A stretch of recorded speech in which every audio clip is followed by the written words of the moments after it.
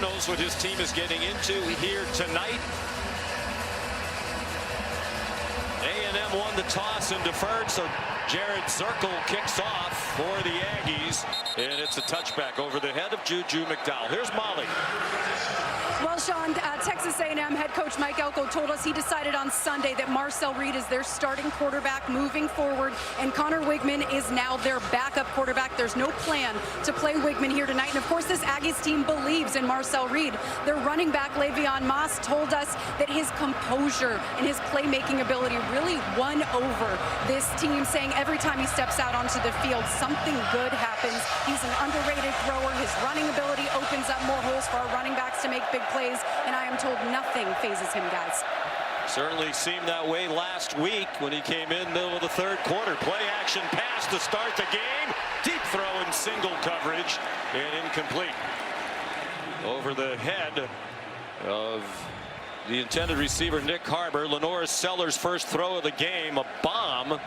He's a redshirt freshman from Florence, South Carolina, first-year starter. And the coaches believe, Greg, he's improved as the season's gone along. And I feel like he's more confident. The game's slowing down for him. And had he completed that pass, this stadium might have crumbled to the ground with the energy in this building. He's under duress and breaks free from Scooby Williams. Throws on the run, and it's caught. 20-yard gain on the completion to Rocket Sanders, their running back. And they just blitz right up the middle. There's nobody that's accounting for the linebacker. That's number 0, Scooby Williams. You got to hit Lenoris Sellers and bring him to the ground. His best attribute is his scrambling ability and keeping plays alive. Sellers tosses it out to Sanders with room on the corner. Across midfield and then belted down after an 8-yard gain. Hit hard by Marcus Radcliffe. One of their safeties, part of an excellent A&M defense, not just up front. They're giving up just 18.4 points per game. That's 19th in the country. They're an extremely physical group, but they're really good at all 3 levels. The defensive line's the headliner, but Mike Elko's linebackers and safeties have also really stepped up this season. It's a gain of 9 for Sanders. South Carolina off a bye week. Sanders has been banged up, recovering from a high ankle sprain. Sellers after the play fake. Zinged one over the head of his intended receiver, Mazio Bennett. They took a shot down the field on 2nd down and 1 with Dalton Brooks in coverage for the Aggies. And that's twice now where Texas A&M's missed Lenoris Sellers in the backfield with an unblocked defender. And 3rd down's been a problem for South Carolina, and it's their biggest point of emphasis today. Staying in 3rd and manageable, like 3rd and 1s to 3rd and 3s, in that vicinity is great because they have their whole playbook available to them. Can run it or throw it with this down and distance. How about this formation? A triangle around Lenoris Sellers. He handed it off to Raheem Sanders for a 3-yard gain and a South Carolina first down. South Carolina's offensive line has really struggled at times this year against great defensive fronts. 32 sacks given up. They've really struggled on 3rd down in obvious passing situations, so they got to do a great job of getting the ball out quickly and giving those guys different looks so they can't rush the passer with great ferocity. 5 receivers spread the field. That pass batted up in the air and it falls incomplete. Sanders tried a quick throw and it's knocked down by Shamar Stewart. And if he's going to have a quick game throw, it's a good job by Stewart. Can't rush the passer, so stop, get your hand up and see if you can't knock the ball down. He does there. And now South Carolina in an unenviable 2nd and long. Run it now to make 3rd down more manageable. And they do run it with Sellers, who scampers out of bounds at the 40-yard line. They want a late hit on the South Carolina sideline. They won't get it. A 3-yard pickup, and here comes 3rd down and 7. He was actually out of bounds before he took the hit from Marcus Ratcliffe that the Gamecock fans sideline didn't like. Understandable on their sideline, but here 3rd down and 7, you might have 2 downs to get it. So you can run it here if you like the numbers inside, but it looks like man coverage across the board. 3rd down and 7, 4-man rush. Sellers took off running, slides down. He might not have gotten the first down with that slide. If he stayed on his feet for another step, he has the first down. But instead, it's going to be 4th down and 1. Potentially a big play there already. And we've seen Sellers do this a couple times, not knowing where he's at. But young quarterbacks need to know, don't slide on 3rd downs and touchdowns. And Shane Beamer's young quarterback there could have had the conversion. And Coach Beamer is going to go for it on 4th down. And it's a first down. Raheem Sanders, sturdy running back at 230 pounds, just put his head down and powered to the 32-yard line. It's going to be interesting watching Rocket Sanders throughout this game. Has been a little banged up this year. Injured his ankle early in the season. Hasn't had quite the same level of twitch. But the Carolina coaches tell us that he's as healthy as he's been all year. Sanders bounces outside. Certainly looks healthy on this opening drive. He got 9 more. Tackled by Dalton Brooks, their 2nd leading tackler for the season, behind only their defensive captain, the linebacker Torian York. You have to love this start from Dowell Loggins, the offensive coordinator for South Carolina, mixing up run pass, getting his quarterback comfortable, taking an early shot to get A&M thinking about it. It's been a great first drive. Oscar Adaway came in at running back, and he went in motion to the right. Empty backfield, design run, and it's Lenore Sellers on his way to the end zone. Touchdown, South Carolina.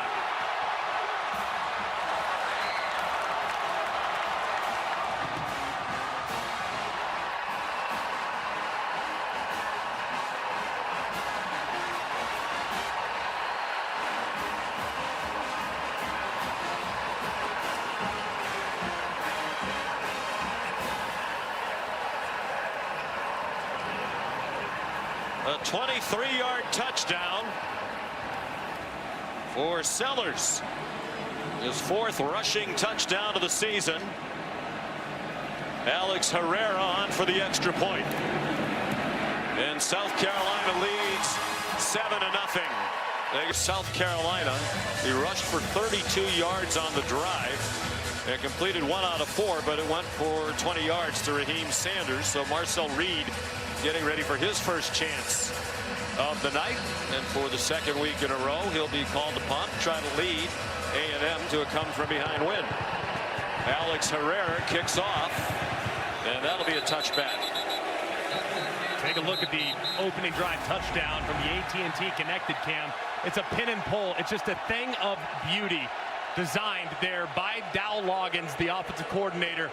But Mazio Bennett, number 3, freshman wide receiver, getting in the action, blocking Cassius Howell, securing the edge, and allowing plenty of space for Lenore Sellers to run through it for a big play. That's a great job on the perimeter.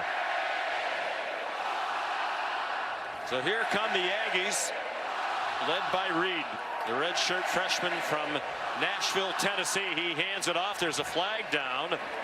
If the play stands, it's Le'Veon Moss for 8. Well, there was a flag thrown at the line of scrimmage. The referee is Steve Marlowe, leading this Southeastern Conference crew.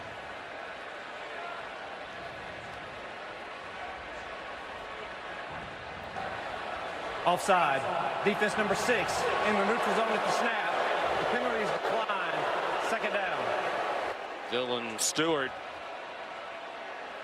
They got almost 9, so Mike Elko turned down the penalty. Reed came in last week. They were down 17-7 midway through the 3rd quarter. This is his 4th start of the season. Connor Wigman was the start at the beginning of the year. He got hurt. Reed came in and played very well, leading them to 3 wins. Moss chopped down by Nick Emanwari, one of the best safeties in the country, just this week announced as one of the 16 semifinals for the Jim Thorpe Award as the best DB in the country. A great tackle there on Le'Veon Moss. A big 3rd down as Wigman looks on. He's going to be a great teammate to Marcel Reed, be his eyes from the sideline, but a big 3rd down, a stop here and an early 3 and out would have a lot of energy on the side of the Gamecocks. Hand off Amari Daniels, and it looks like he's about a foot short. Eamon Wari up around the line of scrimmage again.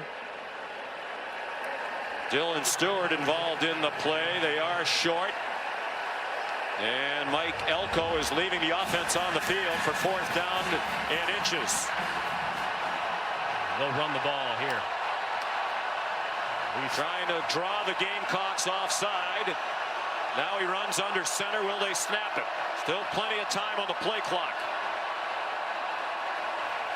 Both teams trying to get the other to flinch.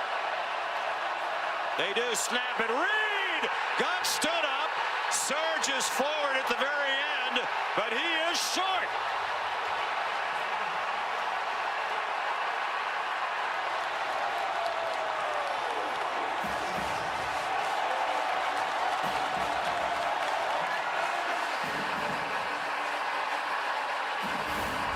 And what a stop by this defensive line, getting low, have guys going over the top, but I don't love the play call. Marcel Reed's 180 pounds, and you're trying to surge him forward into a grown man defense with seniors and fifth-year players across the board. Mike Elko looks on, but I think you hand it to your 220-pound running back who's averaging 4 yards after contact per carry. I don't like the play call there, but a great stop by South Carolina. As Shane Beamer, the defensive coordinator Clayton White, said for South Carolina, it's not just the ends. They are very stout in the middle of their defensive line as well. Play fake by Sellers. Takes the pass out into the flat to Sanders. And he rolls down inside the 20. Shane Beamer fired up out to pat his running back on the back after a 14-yard gain. Shane Beamer emphasized the importance of starting fast in this football game and getting his playmakers going. Lenore Sellers seeing the field well. He's playing fast. And Rocket Sanders off to a nice start. And movement on both sides. Looked like Scorton came across, and then Cason Henry moved at right tackle in response.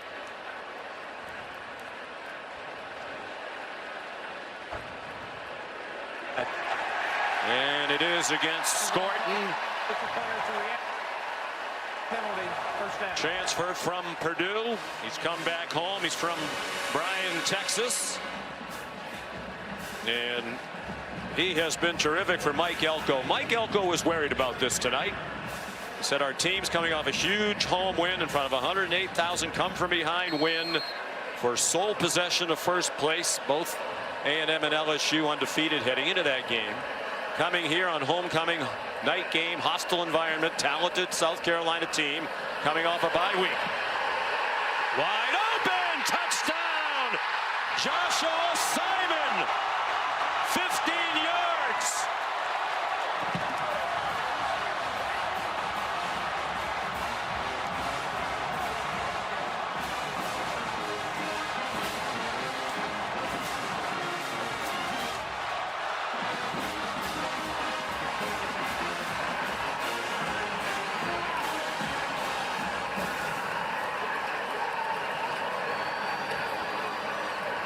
Simon's their leading receiver. He came in with just 20 catches. They're a team that does it primarily on the ground, and more specifically, they do it on defense, as they did to set up that possession on the 4th down touchdowns. Complimentary football tonight for the Gamecocks out of the gate, but a long way to go. Fair catch made by Isaiah Williams. Time for the Modelo playbook. The Aggies a heavy man coverage team, and you know what beats man coverage? Misdirection, tight ends, and running backs. Well, this time misdirection. They fake the handoff inside, rolls Sellers to his right, throws a fadeaway jumper, and you get a tight end working against Torin York, the linebacker, and he's wide open in the back of the end zone. Just a thing of beauty with the design from Dow Loggins, and this offense is clicking in high gear, picking up right where they left off. Second possession for Texas A&M. They were stopped on 4th down and inches. Reed managed to get it off at the last moment. Le'Veon Moss rolls out near the 45-yard line, and he is hurt. He got hit hard at the end of the play by DQ Smith. It's a 20-yard game, but a lot of concern over there on that A&M sideline as their outstanding running back, who is extremely tough, is not getting up. 14. Texas A&M running back Le'Veon Moss couldn't put any weight on his right leg. He had to be helped to the injury tent. Head coach Mike Elko went and checked on him. I'll update you on his status, but they are looking at a right knee injury in there. And Moss told me he cares so much about this team and said, my mentality is the only way I'm leaving the field is on a stretcher. I'll let you know more as soon as I have information, guys. And they're a little thin at running back. They lost Reuben Owens to a foot injury in training camp in August. He was in a battle with Moss to be their lead running back, and they envisioned that they'd be a great 1-2 punch. Marcel Reed takes off running, and he got 8 to advance into Gamecock territory, where Van Martin Scott made the stop. This Texas A&M team has battled adversity all season long as far as injuries are concerned. For the next man up type of approach, but Le'Veon Moss has been their MVP, so that one hurts a little more than really any other. Facing their largest deficit of the season, the A&M Aggies. Amari Daniels, the running back, he'll be the featured back now. He's been a 1A behind Moss this year. He was their leading rusher last season in a 7-6 season under Jimbo Fisher in his 6th and last year as head coach of the Aggies. And he's stacked up for no gain. Van Martin Scott in there again, a 6th-year senior out of Fort Wayne, Indiana, on a team loaded with veterans. They have 37 players on the South Carolina team who are seniors, either 4th, 5th, or 6th year. They have a lot of leadership on that side of the ball, and they have a lot of things to account for in this game. They have to tackle well in the open field, and that's been a great start for them.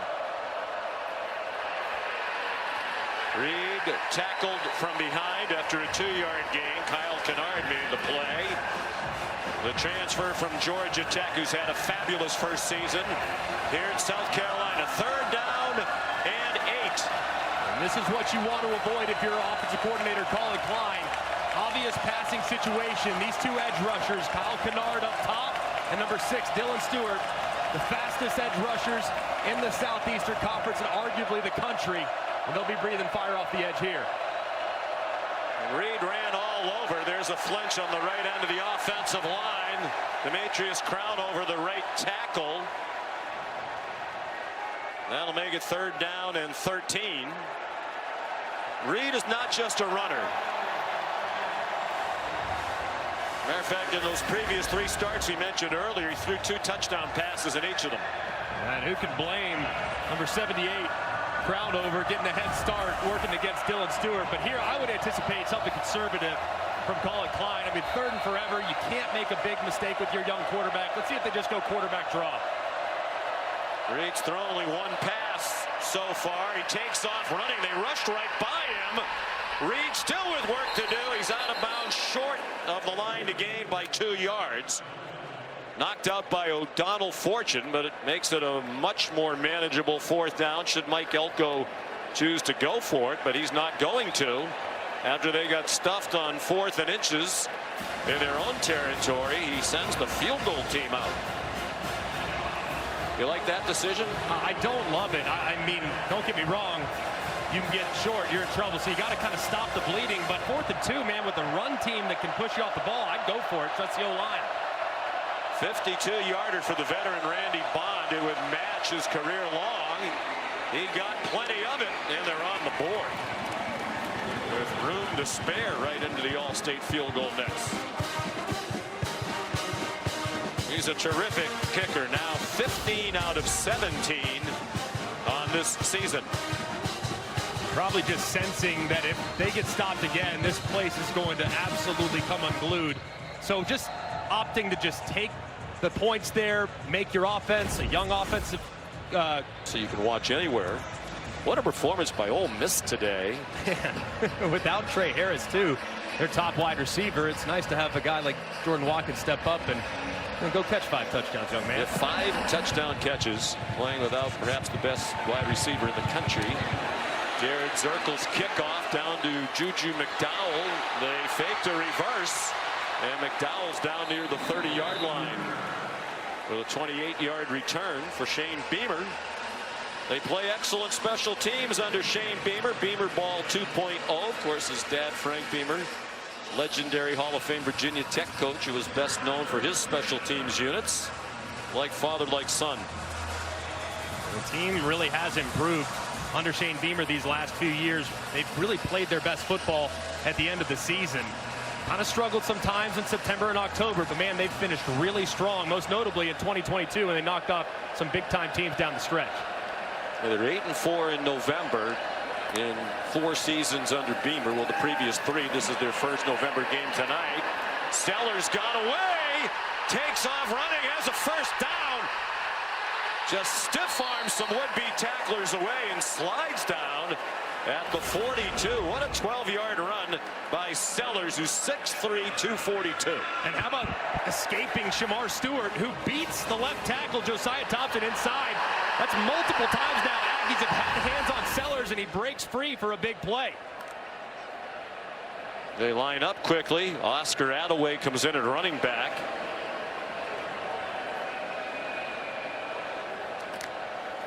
Under 4.5 to go, first quarter, 14-3, South Carolina. Attaway knocked down at the 45, a gain of 3. Another tackle for Marcus Radcliffe, a transfer from San Diego State.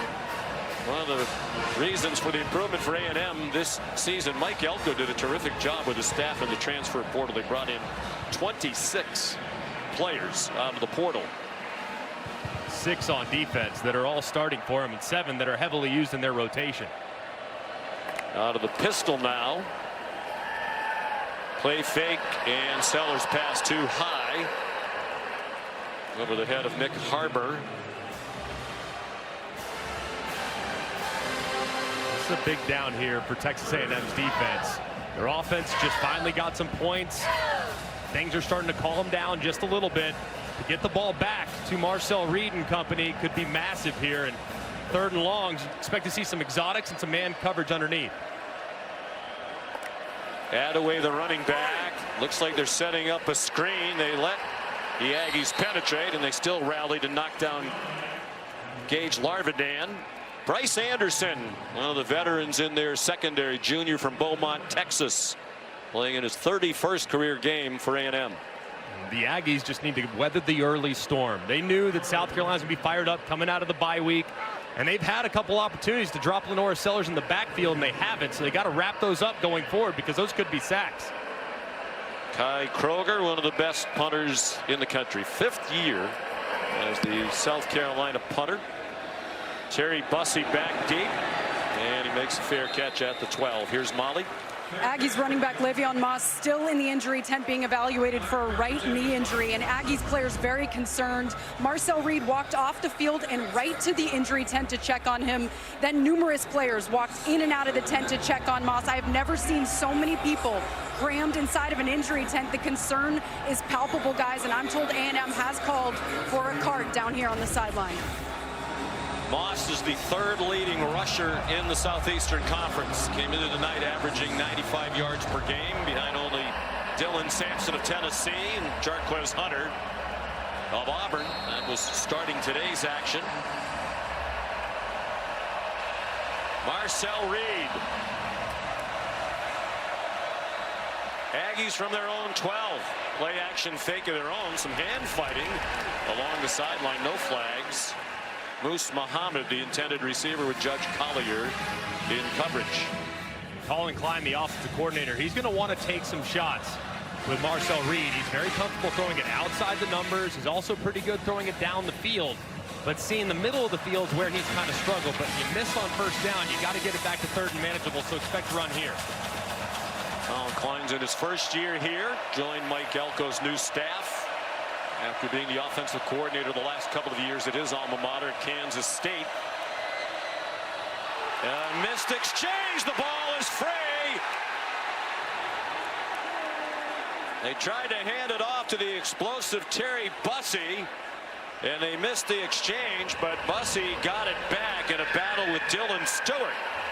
But it's a loss back inside the 6-yard line. Potentially a catastrophic mistake right here. Two freshmen handling the football. Bussey thinks he's pulling it. He doesn't. He hands it. It's on the ground, and very fortunate to jump on it before a Gamecock defender grabbed it inside the 10.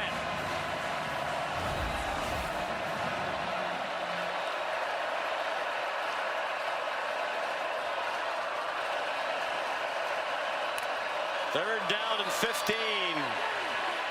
Reed can't find anybody.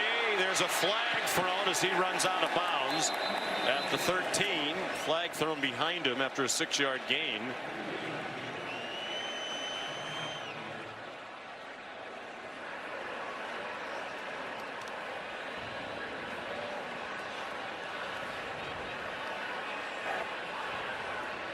Holding. Number 55.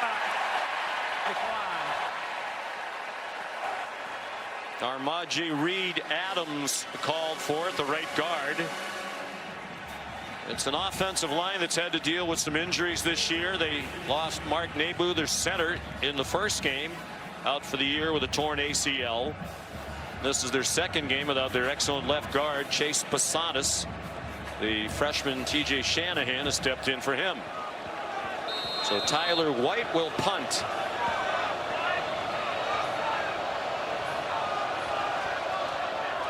He's had an outstanding year for the Aggies. This is not his best. Hits near midfield and goes out of bounds at the 47 of South Carolina. 40-yard punt. Sean McDonough, Greg McElroy, rollicking start for the homecoming crowd here in Columbia on a gorgeous night, 70 degrees in the capital of South Carolina. And what a start for the Gamecocks, picking up right where they left off in their last game 2 weeks ago, and they hammered Oklahoma. Yeah, the defense has really done a good job of creating a little bit of an edge. Feels like A&M settling in just a little bit on defense, but my goodness, those first couple possessions, they gave this A&M defense so many different looks. Rollouts, sprint outs, inside runs, outside runs, screens. Let's see if they can kind of keep them guessing throughout the game. Their offensive numbers aren't great. Raheem Sanders, the ball carrier, but it's very much a program that believes in complementary football in all three phases. And Dow Loggins said last week, we were ahead 32-3 at the half. All we wanted to do is make sure we didn't turn it over against an Oklahoma team that has really struggled to score all season long. So they played it very close to the vest. You know, sometimes that's frustrating for offensive coordinators who want to put up numbers. Bad pitch. Good catch by Sanders. There's a flag down. He's down for loss. Bryce Anderson up from the secondary to lead the way. Loss of 2. And now Mike Elko with a decision to make. If he turns it down, it'll be third down at about 12, and that's what he's going to do.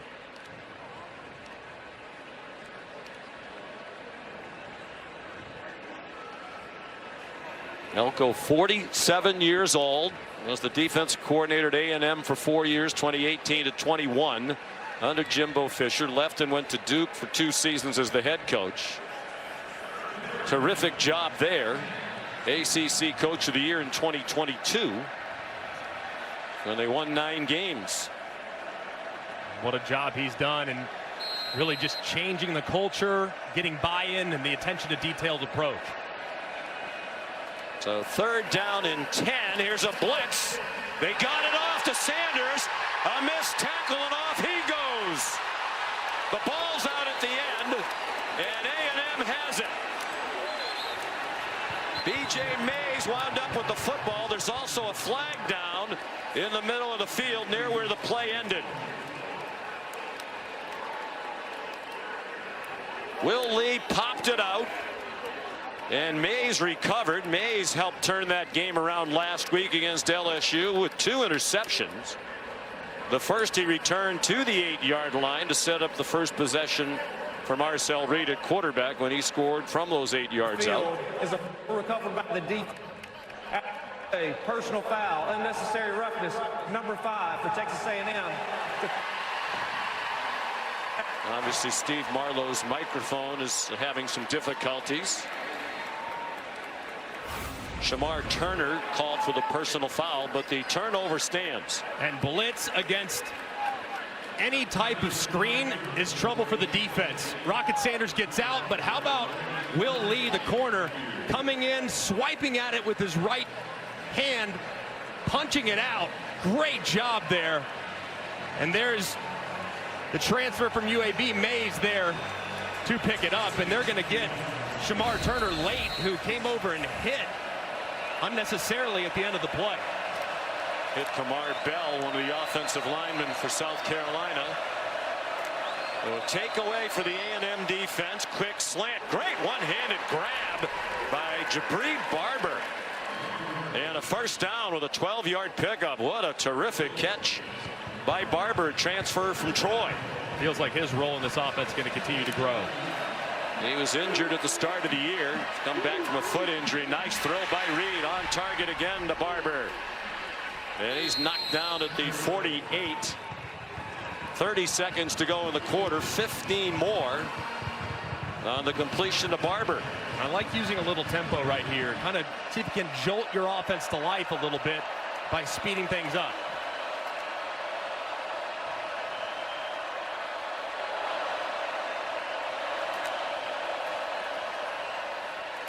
Amari Daniels. Hard-earned couple of yards to midfield and what's going to be the last play of the first quarter. Coach, a strong start for your offense, huge fourth down stop, but a momentum change with that fumble. What does your team need to continue to do here? Yeah, we got to get a stop here on defense. Obviously, great start, us converting a 4th and 1, stopping them on a 4th and 1 as well. But, you know, this team's great at taking the ball away. We knew that going into this. We got to get some takeaways ourselves. And you know, disappointing those last 2 drives offensively, a lot of just hurting ourselves more so than them. Thank you, Coach. Thank you. He's right about A&M during this 7-game winning streak. They're +9 in the turnover margin, best in the conference during that span. Marcel Reid, beautiful play.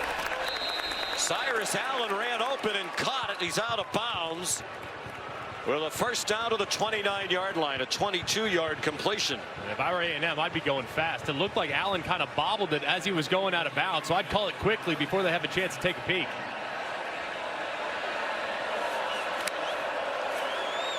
Reed, another missed exchange, and he falls on it. Well, that's a couple, and Reed's frustrated.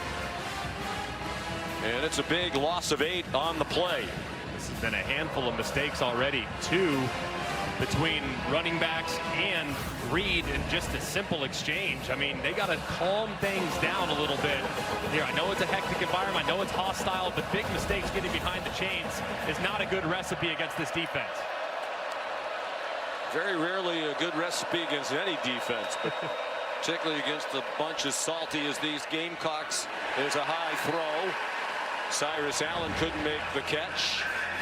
And again, they're not just a defensive line either. Talented linebackers and a veteran group in the secondary as well. 4 out of 6 passing for 69 yards for Reed.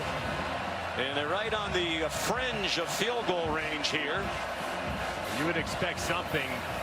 Maybe just conservative, run it up inside, make this field goal a little bit easier. It's unlikely to convert a 3rd and 19 against this pass rush. They empty the backfield. It's a design run for Reed, and he gets nothing. They were ready for that. Dylan Stewart, the true freshman out of Washington, D.C. One of the top recruits in the country, number 14 overall in the ESPN rankings in this last recruiting class. Connor Wigman watching tonight.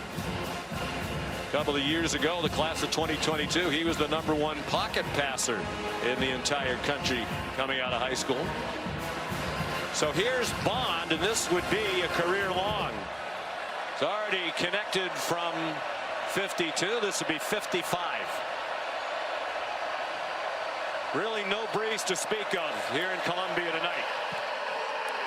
And that one is long enough, and that one is good. Oh. How good are these kickers all over college football? And that was good with plenty of room to spare. As soon as it left his foot, you heard the crowd go quiet. They knew it was plenty of leg, plenty of distance, and right down the middle from the logo. It splits the uprights. Well done. Look at how that's up into the net. Yeah, why does he look so puzzled? That thing almost hit the scoreboard. A heck of a kick. Mike Elko, even after that big win against LSU last week, a little disconsolate when we met with him last night. He's a big New York Yankee fan and was disappointed about their loss in the World Series. He's a New Jersey native, graduate of Penn, played on an Ivy League championship team in the late 90s. You want a little bonus Affleck trivia question? I would love that. He's one of 3 Ivy League graduates who are FBS head coaches out of the There's 134. 3? 3. Wow. Well, oh, no. Syracuse is not Ivy League. But Bill O'Brien? Bill O'Brien is one, a Brown graduate. Brown graduate. Now at Boston College, of course. The other one I don't think you'll get. Although you might. Jared Zirkle picks off the Georgia transfer. Well, I will give you a hint. The other one, his team played against South Carolina this season. Wow. Okay. That narrows it down to 7 teams. Brian Kelly? Ricky Ronnie of Old Dominion went to Cornell. They're wicked smart, as we would say, in the Commonwealth of Massachusetts. I'll tell you what, man, Mike Elko, too, I'm just embracing the culture, leaning into the Aggie way. And what a great hire. It's a great hire. Yeah, he's such a good coach, made his name on defense. He'd been at A&M, understands the situation. Wanted to change the culture. That's hard to do in this transfer portal age. So I knew he had a lot of good players. Everybody knows how well A&M has recruited in recent years. Blitz right up the middle. And again, Lenora Sellers escapes. That's been a big story here in the first 17 minutes. He has looked like he might be taken down for a loss, and he's turned it into gains a couple of times. I mean, this has to be 5 or 6 times where the Aggies have had an unblocked defender rushing Lenora Sellers, and he pulls a Houdini. I mean, that's an amazing play. What should have been a loss of 5 is a gain of 5. Pressure again, brought by A&M. They run through it with Rocket Sanders, and the Rocket has a lot more fuel tonight.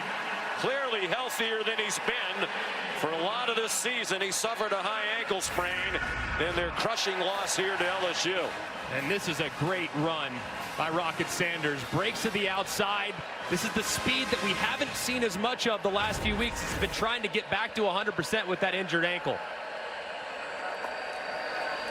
28-yard gain.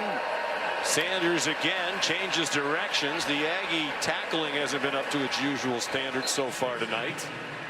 And that's a 6-yard gain for the transfer from Arkansas, where he was first-team All-SEC 2 years ago. Interesting transformation for South Carolina in these 2 years with Dow Loggins as the coordinator. Last year, they were extremely pass-heavy when they had Spencer Rattler quarterback, Xavier Legette at wide receiver.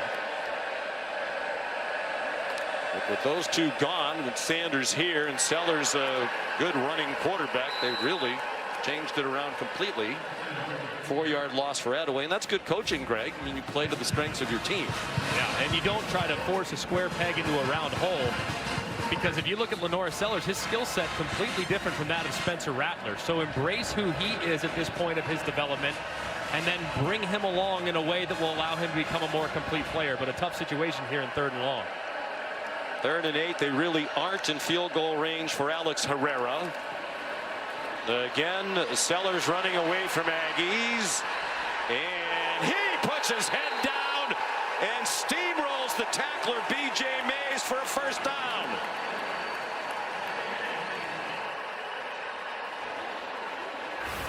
Well, a little earlier, he slid on 3rd down. This time he takes the coaching, and from the progressive pylon can you see him lower the shoulder, and at 240 pounds, there's no way B.J. Mays is winning that battle with a full head of steam. Mays is 195.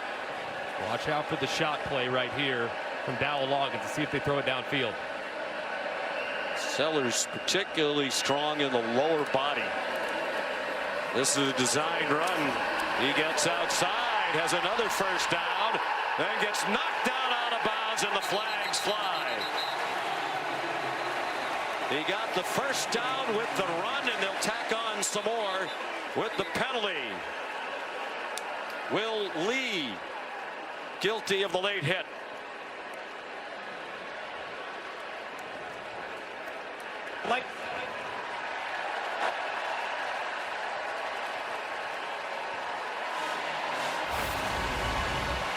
And just the exact same play that we saw earlier from Lenora Sellers that he scored the opening touchdown on. Just pin and pull, receivers blocking down, offensive lineman getting out in front, Lenora Sellers at the end.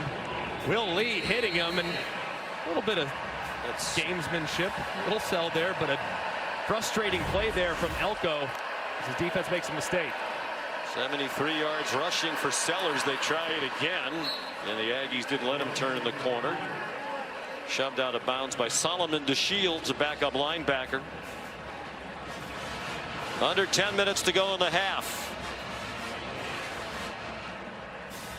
South Carolina in the red zone. I mean, they are not one that wants to take a ton of chances throwing it this part of the field. I mean, they're a running football team, and when the field condenses, it's very difficult to throw it. So anticipate them continue to lean on the ground. Sellers, end zone, low throw. Trying to get it to the tight end, Joshua Simon. It looked like he had a step. But the pass was incomplete. Torian York had the coverage. And this was a nice throw by Lenora Sellers. You kind of protect the receiver when you throw it low in the end zone. Sometimes you want to throw it high over the top of defenders, but when there's nobody in front, you protect him. He grasps it as he goes to the ground. Should have been caught. Should have absolutely been caught. That's a little low, but not that low. Actually, as you said, in a good spot. I think it's avoid an interception. It was the first pass on this drive. They had run 7 straight running plays. An A&M blitz. Sellers eludes it again and got inside the line of scrimmage, picked up a yard, and that's all. Nick Scorton made the tackle. 4th down and goal with this far to go. From the 7-yard line, Shane Beamer will send on Alex Herrera. And that was a tough 2-play sequence as Beamer goes right over to his tight end Simon, tells him, hey man, we're going to keep throwing it in your direction. We know you're going to make those plays for us, but that was a big mistake there on the drop. And they've had some close calls against ranked teams. Herrera from 25 yards from the right hash mark, Akai Kroger the holder. And it's 17-6. And you can't. All right, thank you. A slow starting Tennessee team week after week. The Kentucky team has looked terrible the last couple weeks, so any given Saturday in the SEC. Kai Kroger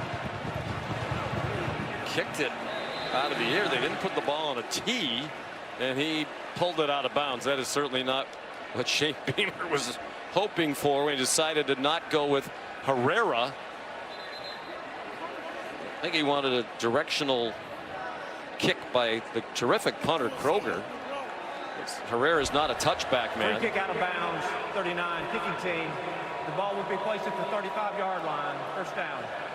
And Shane Beamer frustrated. The special team's been good this year, but not up to their usual standard. It's a drop kick kickoff out of bounds. And remember, I mean, they did the drop kick onside kick against Alabama, so maybe just a little gamesmanship there, but that was poorly executed. E.J. Smith running back now. Le'Veon Moss taken to the dressing room on a cart. Looked to be a significant leg injury. Bam Martin Scott made the tackle on Smith. Texas A&M just needs to stay committed to running the football. The offensive line, they tend to get better as the game goes along, so don't abandon it by any stretch. Just continue to pound away with some time extending drives. Reed pulled it back through a bit of a knuckleball, caught by Terry Bussey for a 7-yard gain. Electric freshman, highly recruited. And the coaches told us last night he could play anywhere. He could play just about anywhere on offense. He could play anywhere on defense. They're 0 out of 4 on 3rd down. This is 3rd down and 1. Amari Daniels back in at running back. Marcel Reed now 5 for 7 passing for 76. Daniels first down and much more. He may go. Amari Daniels touchdown. 56 yards.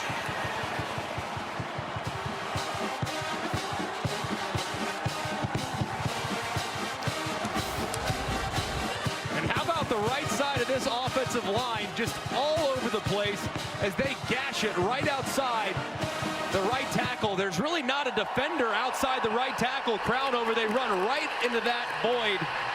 And Daniels is out the gate. Just great job attacking the space there along the defensive front for South Carolina. It turns into a big play. What an answer by the Aggies.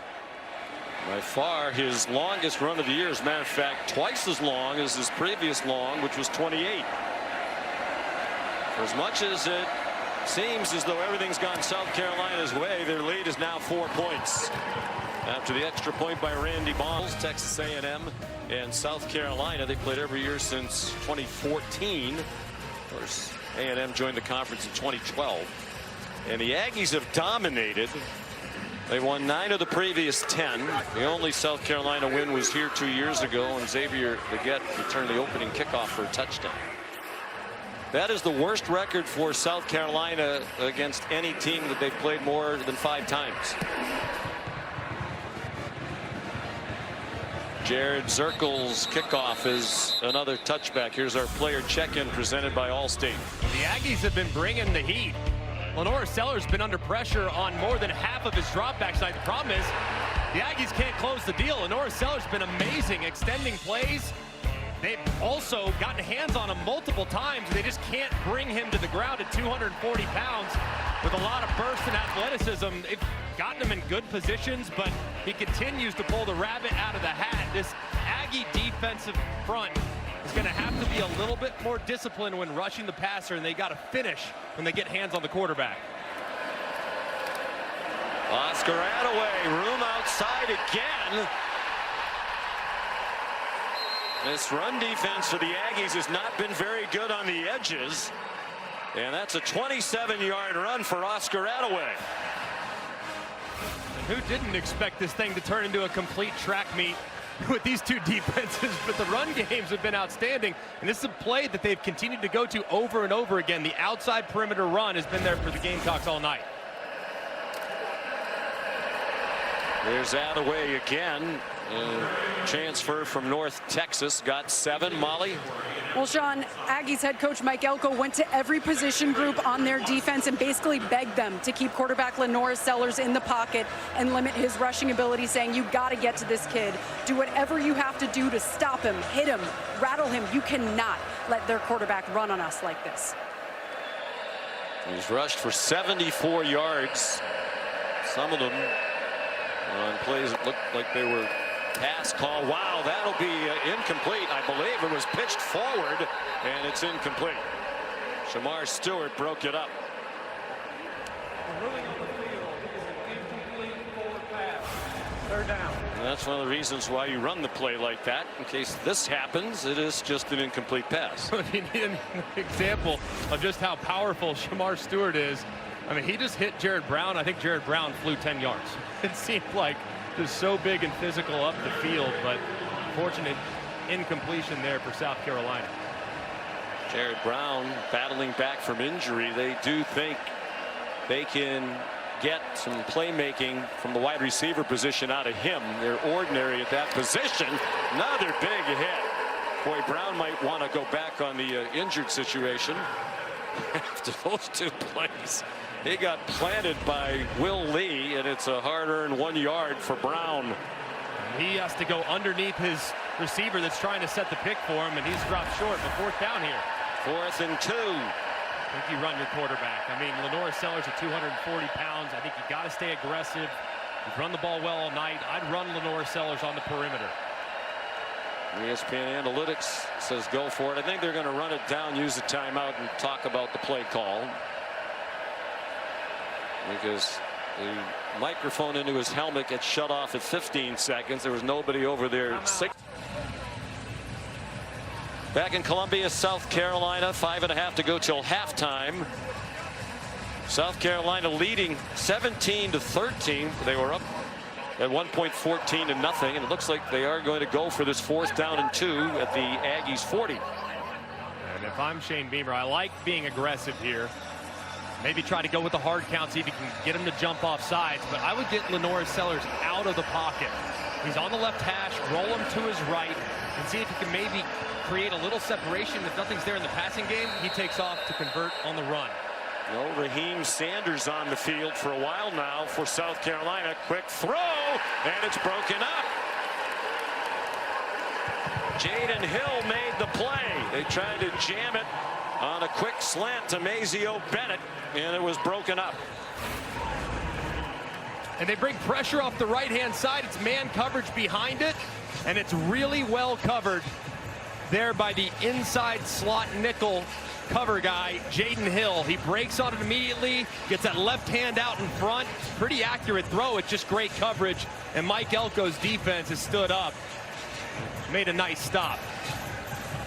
I wonder if there's something wrong with Rocket Sanders. He's been so effective. We've talked a couple of times about how well he's run. He's averaged more than 7 yards per carry. Meanwhile, A&M with momentum on its side now, playing without its leading rusher, Le'Veon Moss. And E.J. Smith dropped for a loss. Demetrius Knight and Bam Martin Scott. And these linebackers for South Carolina do such a great job of recognition. They see it immediately, a little speed option. The number 17, Knight, registers so quickly and closes. This is a veteran group that has great recognition.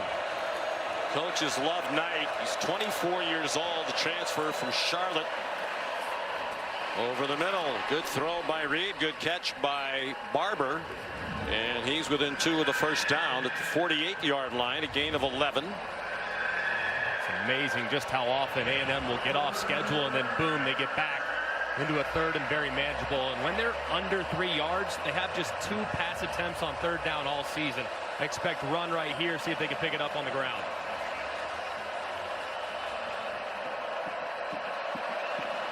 Amari Daniels, the running back. They're just 1 for 5 on 3rd down. Design throw, and a man breaking wide open. Trey Watson, one of their tight ends, chopped down by O'Donnell Fortune, but a 15-yard gain, and they go to the Gamecock 38. And there's your tendency breaker right there. Just 2 pass attempts on 3rd and 3 or less all season. This time they drop back. You see South Carolina in blitz coverage. So many guys up near the line of scrimmage anticipating run. They throw it to Watson. He's out the back door for a nice conversion. Just his 8th catch of the year, another transfer. He's from Fresno State. Reed, cool as usual, even when they got rattled by South Carolina right out of the gate with those 2 quick scores, and now he scampers inside the 20. A 20-yard gain for Marcel Reed with his parents here tonight. That's his dad, Roderick, who spent 11 years as the head coach at Tennessee State, his mom, Tamika. Isn't it just amazing to see an offense that was in a hole last week against a great LSU team? Reed goes in, they weather the storm, and they just climb their way back in. For a team that's so run-oriented, to see how they battle back from deficits is truly amazing. Amari Daniels, the running back, poised to take the lead. The Aggies late in the half, and that one's batted down.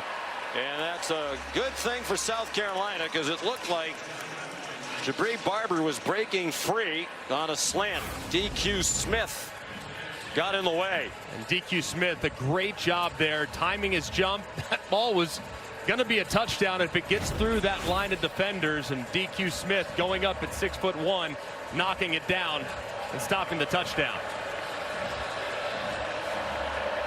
Reed 7 out of 10 passing for 101. He's rushed 8 times for 39. He keeps it. He bounces outside and goes out of bounds. Looked to be just short of the line to gain. Demetrius Knight there for South Carolina. It's a 9-yard gain.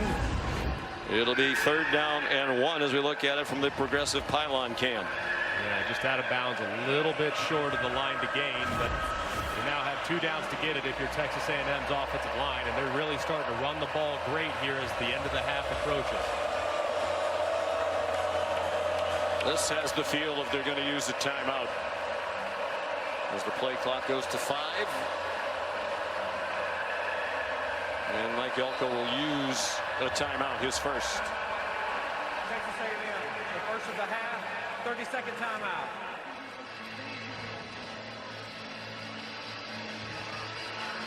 Let's take a look at the college football rankings entering today's action, brought to you by Chick-fil-A. Oregon #1, an easy win at Michigan. With Georgia really struggled with Florida, pulled away late, and the Big Ten battle in Happy Valley won by Ohio State. And that Miami score, I mean, I know they won comfortably when you look at it at the end, but that game was a battle for a vast majority. They pulled away late as well. There's a lot of teams that might have good records. There's a lot of inconsistency in the sport this year, isn't it? Miami's having one of those years that feels like it's kind of charmed. You know, they hung on to beat Virginia Tech. It was that play at the very end of the game. They were way down at Cal, rallied to win. It's kind of feeling like it's one of those years for the Canes. They started 0 out of 5 on 3rd down. They're 2 for their last 2. This is 3rd down and 1. Amari Daniels, the running back. You're just joining us. Le'Veon Moss, their leading rusher, is out with an injury. They throw it to the end zone, trying to get it to Noah Thomas. And Vakari Swain had the coverage. Interesting call.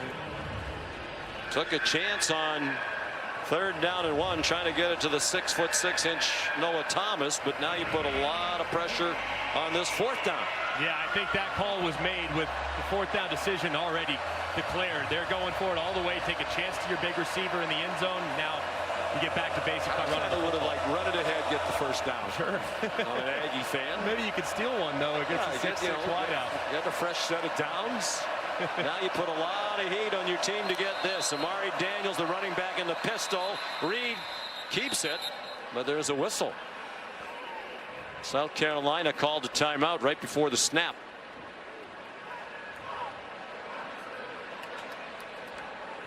Before the snap, timeout, South Carolina, the 2nd of the half. 30-second timeout. Please reset the game clock to 2 minutes, 11 seconds. It's a program here that could use a big win. They've lost 9 in a row to ranked teams.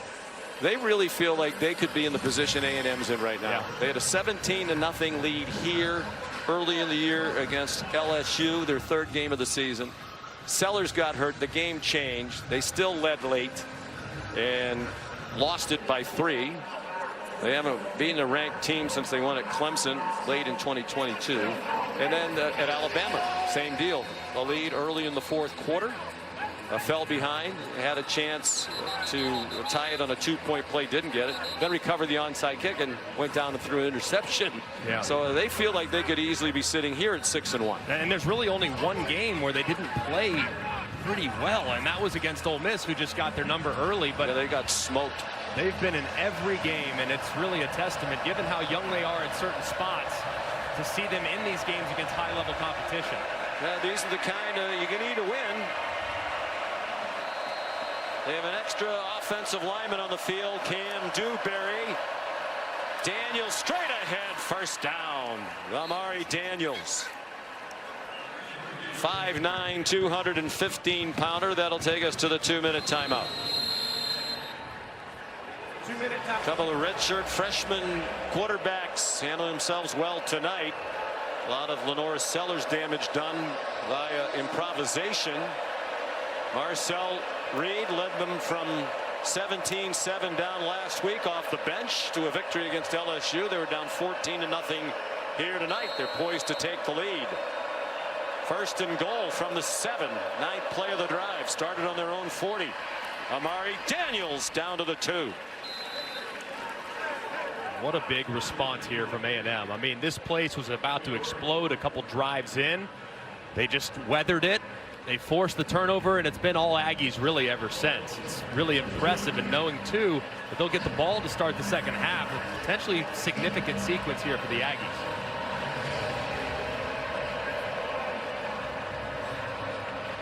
Marcel Reed's parents, they're going to let the play clock run down again. South Carolina has just one timeout. Ordinarily in this situation, especially as you said, knowing that A&M gets the ball to start the second half, you might use timeouts to try to get yourself another possession. Shane Beamer has only one left. So Mike Elko wants to take as much time off this clock as he can. Here's Kevin Nagandi. Sean, Capital One halftime report is just minutes away with Booger McFarland, Kevin Nagandi here in studio. Clemson down by 10. Highlights coming your way. Pitt undefeated in trouble. Down goes Penn State. Reaction after their loss to Ohio State. What are you seeing in this one? Yeah, it was 14-0. The place was going crazy. I just love the resilience and the composure by young Marcel Reed and Texas A&M. They're a running football team, and the run game has got them back in this. And let's not forget, they're doing it without Le'Veon Moss. No doubt right? about it. It shows absolutely. the maturity of this group under Mike Elko. They did not panic, and right now they have the chance to take the lead. Back to you. Reed's played in big games. He's out of Montgomery Bell Academy in Nashville. There's the turnaround the gentleman we're referencing. And he played in back-to-back state championship games when he was in high school as a junior and a senior. You know, it's not the same as playing in front of 77,000 people here. But there's pressure, as you well know. Oh, yeah. And he, I think, has handled it beautifully. I mean, being thrust into the situation, down 10 last week, and just handling it like a true pro. It says a lot about his competitive character and being able to just handle the circumstances without allowing it to affect his processing. We mentioned it's his fourth start. The first one was at Florida. A very tough place to play, and he was terrific there. Threw for 178, 2 touchdowns, and ran for 83 and a score, and was the SEC Freshman of the Week. Play fake. Touchdown, and the Aggies take the lead. Jabri Barber, a 2-yard touchdown reception.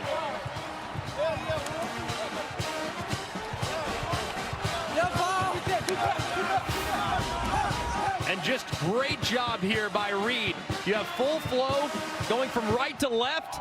Reed drifts just a little bit, buys a little time, comes off of his first receiver and finds Barber as his number 2. That's great poise. We just talked about it. Being able to process quickly when the field condenses, it's so difficult. He goes from 1 to 2, no problem. A touchdown, and his parents have to be so proud of that throw, and the reaction tells you all you need to know. Randy Bond, the extra point, and this place is very quiet now.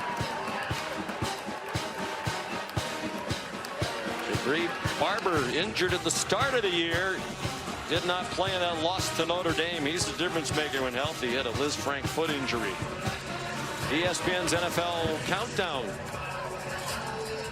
They have you covered for week 9 in the NFL. The Sunday crew starts at 10 a.m. Then SVP and the Monday night crew get started at 6 p.m. live from Arrowhead Stadium. Both shows are on the ESPN app. The game is Tampa Bay against the Kansas City Chiefs. Kansas City undefeated. Peyton and Eli will be on ESPN2 Monday night. The Chiefs, the only undefeated team remaining in the NFL.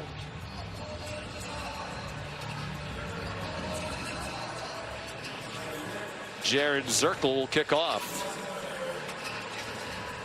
Juju McDowell back deep.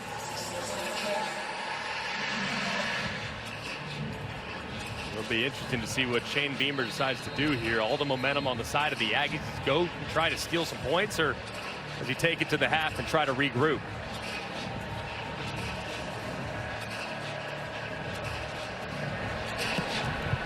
And Zirkle's kick will be a touchback. A&M on a 20-3 run after falling behind 14-0. Sean McDonough, Greg McElroy. My guess to answer your question would be that Shane Beamer plays it conservatively here. You know, they're really not an explosive offensive team. They have just the one timeout. They've been prone to the lost fumbles. We've seen one of those tonight. So I think they play it conservatively and take it to the house. Yeah, that's what I would do. I mean, you have a young quarterback that's played well tonight, made some good decisions. You have a tenacious defense that's always seemingly turning over the opposition, but See what they do. They've lost 9 fumbles this season. Sanders, who was out for a while, and Molly told us walking gingerly on the sideline back in there. He lost 1, and the clock stops as he went out of bounds. If I'm Shane Beamer, I would tell everybody don't go out of bounds because they have a timeout here. They could potentially steal a possession. But get down in bounds if you're going to go down. Lenore Sellers throwing a deep ball, and that one is nearly intercepted. There's a flag down. He's trying to get it to Nick Arbor. Dalton Brooks was closest to it. There's a flag back behind the line of scrimmage.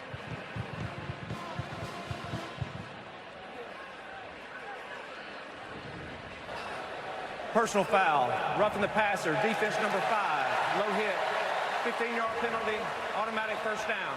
Shamar Turner, the senior from DeSoto, Texas. And this is a really dangerous play. Hitting Lenore Sellers low. He's going to the ground. So dangerous. And one there, that's a good call by the official. And now with a little better field position, maybe they do start to ramp up the pressure a little bit.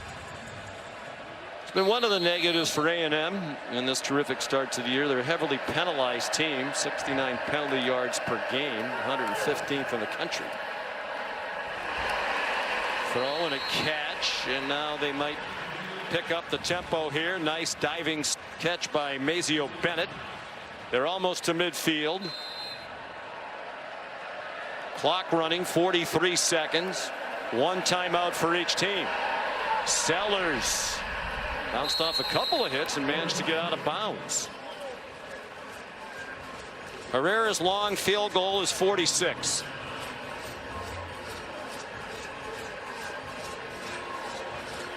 You got to make sure that that timeout that you have in your back pocket, if you're South Carolina, you save that one for the kicker. So got to be smart. Get the ball out of your hands if you're Lenora Sellers. And everything's got to go past the sticks. A blitz from deep from A&M, and a nice catch. Mazio Bennett collared at the 39-yard line by B.J. Mays. Crowd wanted a penalty. They're not going to get it. Clock stops to move the chains. And now it runs. Mazio Bennett had to come off the field. That's a critical issue right there. And here's a late substitution, which they can do because South Carolina substituted. South Carolina, the third and final of the half, 30-second timeout.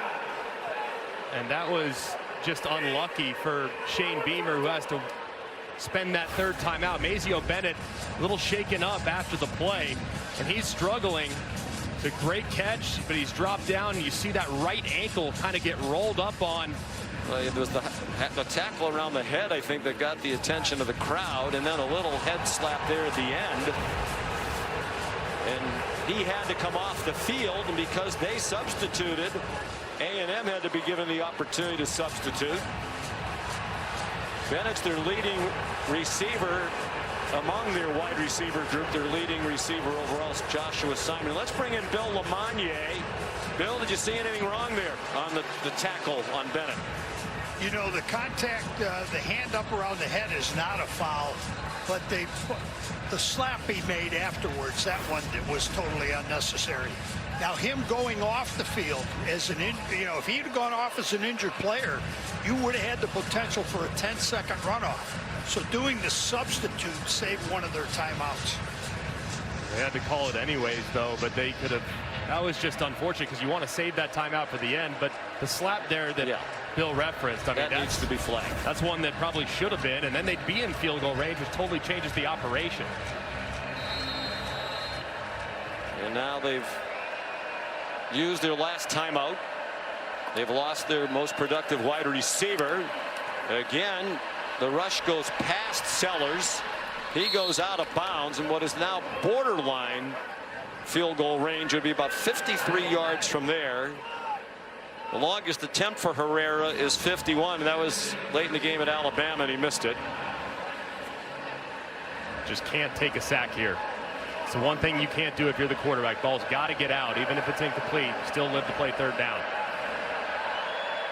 And they need to get out of bounds or get past the chains to get a first down and stop the clock and maybe spike it. He is stripped of the ball. It is picked up by A&M. There is a flag down. Cassius Howell runs it back to the 33-yard line. He knocked it out and picked it up, but there's a flag in the secondary. Back at the 21-yard line, the other end of the field.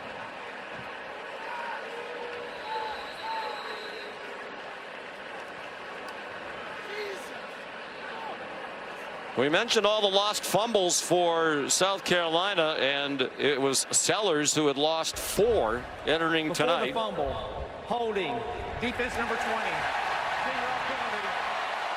What a huge break for the Gamecocks. B.J. Mays called for their 6th penalty. South Carolina's not had one assessed. And B.J. Mays grabs the shoulder pad as Nick Harbor's trying to work on the out route. It's an easy call, but he's bailed out. This was potentially an enormous turn of events, but that was a pretty easy call as you saw number 7 Larbadan taking off to the outside, and he was grabbed by Mays around the collar. Well, with 8 seconds left and no timeouts, Shane Beamer isn't going to run the risk of a problem here. So he's going to give Herrera a chance to tie it. A 44-yard try, made one from 25. He's the first-year starting kicker in his 6th year in the program. Waited behind some terrific kickers. And that one has the Greg McElroy draw to tie the game. So with just one timeout, Shane Beamer elected to try to advance the ball down the field, and it paid off. Helped by that huge penalty for the hold against B.J. Mays. Now the hold against B.J. Mays and the roughing the passer on Shamar Turner. So 2 Aggie penalties results in great field position and the opportunity to steal some points before the half. That's a great job of taking advantage of the Aggies' mistakes. Well, he went 49 yards and 25 of them were penalty yards. So it's a 20-20 tie. That feels like a huge score for South Carolina to go in at the half tied. It looks like they're going to abandon the drop kickoff and put Herrera back out there.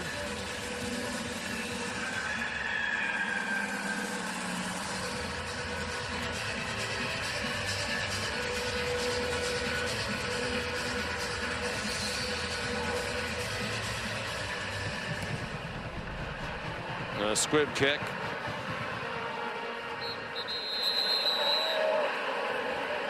And there's still 1 second on the clock.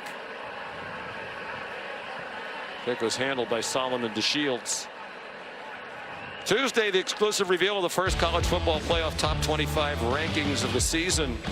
Reese, Greg.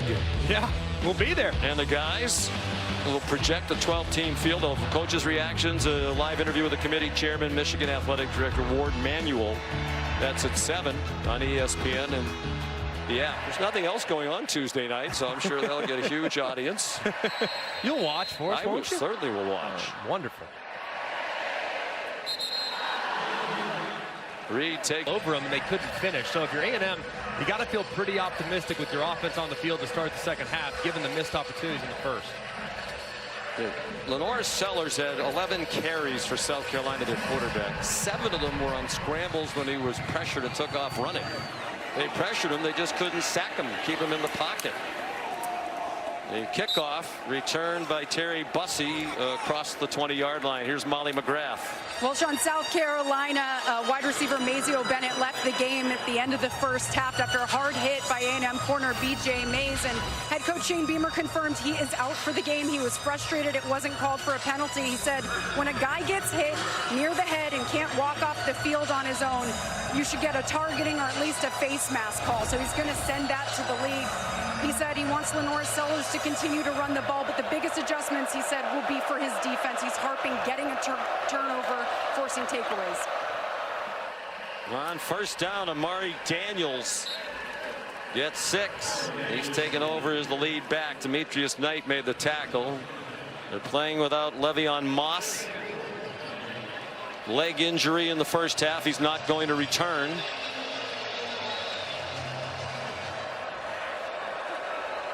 Daniels has done very well. He's averaged 9.5 per carry. He's rushed for 76 yards. Bell trying to imitate Lenore Sellers and take off running when pressured, but he got tripped up for no gain. There's Moss back on the sideline. Just hated for that young man. It's been so important to this team, and a big third down to start the second half.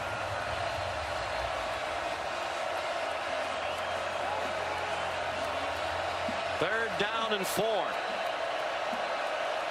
A&M 2 out of 7 on third down tonight. This is shorter than what they've averaged on third down. Deep drop, and then Bell on target for a first down. Jahdae Walker, who did not play in the first half because he was ejected for targeting in the second half last week against LSU. And it's a great job by Marcel Reed. Climbing in the pocket, you have great edge rushers for South Carolina who get pushed high.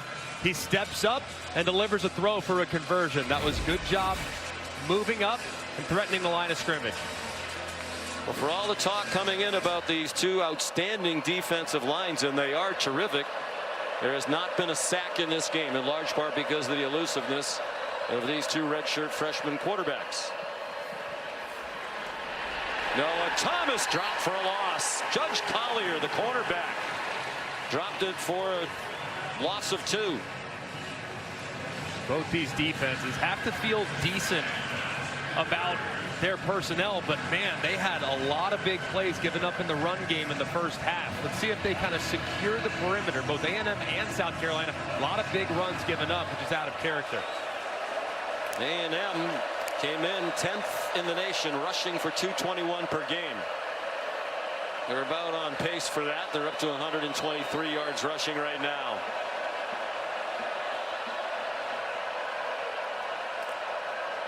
On 2nd and 12. Well blocked by the Maroon Goons, as they call them, up front.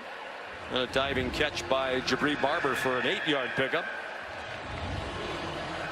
Part of the reason why you move to Marcel Reed is for down and distances like this. You can really do anything when you're in third and manageable. You can run it with the quarterback. You can get an empty formation. You can hand it off. You can go zone read. This gives you a lot of versatility as a play caller with a mobile quarterback at center, under center.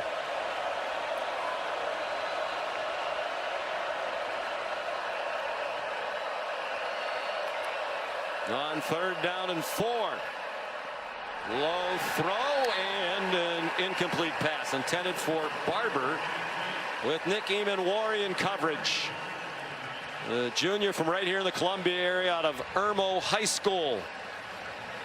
Off a huge performance last week. He had 2 interceptions against Oklahoma 2 weeks ago, but in their last game, one of which he returned for a touchdown. So Tyler White will punt.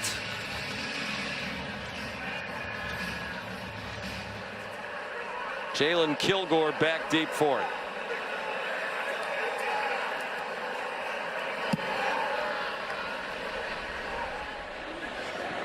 And a fair catch made by Kilgore.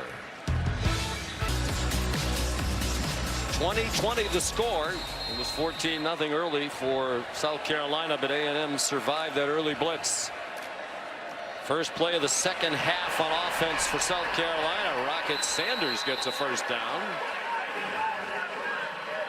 And an 11-yard run and more damage outside. That's been a big problem for the Texas A&M defense, which Greg came into tonight having held 5 of their last 6 opponents to 100 yards rushing or fewer. And the Gamecocks had 169 in the first half. Yeah, I think what's probably most troubling is just how much has been out to the outside, kind of taken their great defensive line out of the game plan. And this was a problem in the first half as well. They get near Sellers. They can't touch him, and he runs for a first down. 11 more off a scramble for Lenora Sellers. And just a great job too by Sellers. When you see the right side, Scorton's up, so you just take off. I mean, when Scorton overruns the quarterback, you go.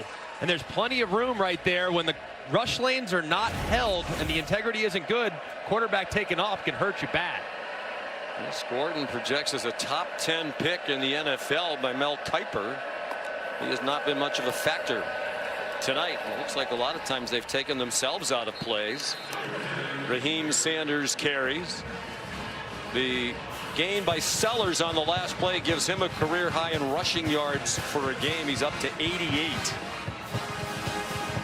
at 91. The previous high was 88 against LSU, and in that game he had a 75-yard touchdown run, the longest ever by a South Carolina quarterback. One thing you notice too, as a right-handed passer, I mean, a lot of his movement is to the right. The Aggies are going to need to make an adjustment because almost all of his scrambles come when he's moving to his right. He runs to the right. And he's very near a first down, about a yard short, knocked down by Will Lee. And he's up to 96 yards rushing now. In the first half, here comes the third down, and then we'll tell you what Sellers accomplished. 3rd down and 1. And it's Sanders ripping through the hole. One man might catch him. Touchdown! 52 yards.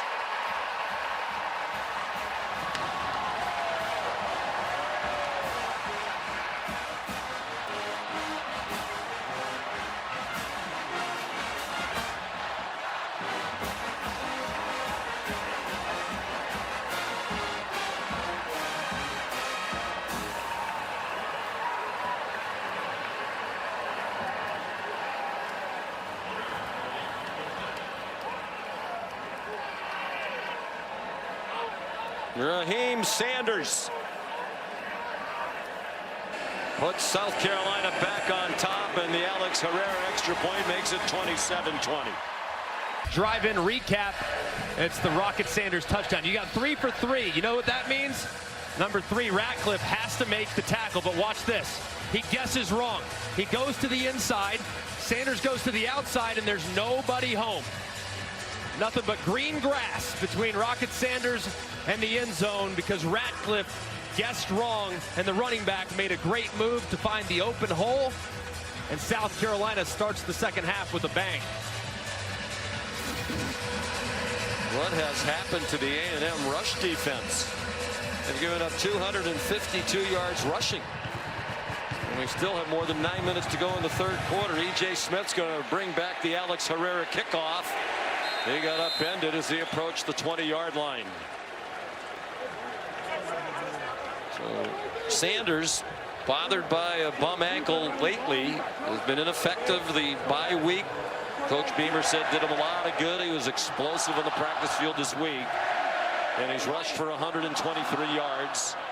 That touchdown, his second longest rush of the season. The previous long was 66 against LSU. That was the game in which he injured his ankle.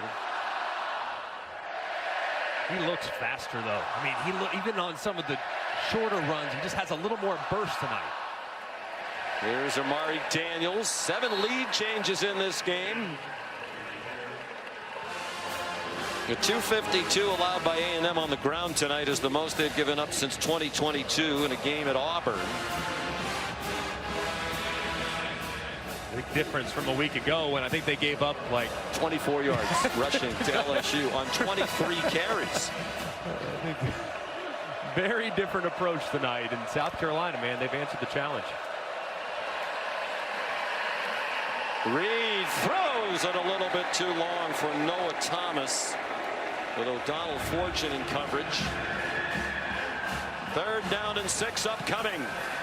There's a big 3rd down for Texas A&M. Nothing doing on their first drive of the second half. Now running the risk of potentially going 3 and out with all the momentum on the South Carolina side. So a big down here for Marcel Reed, the freshman.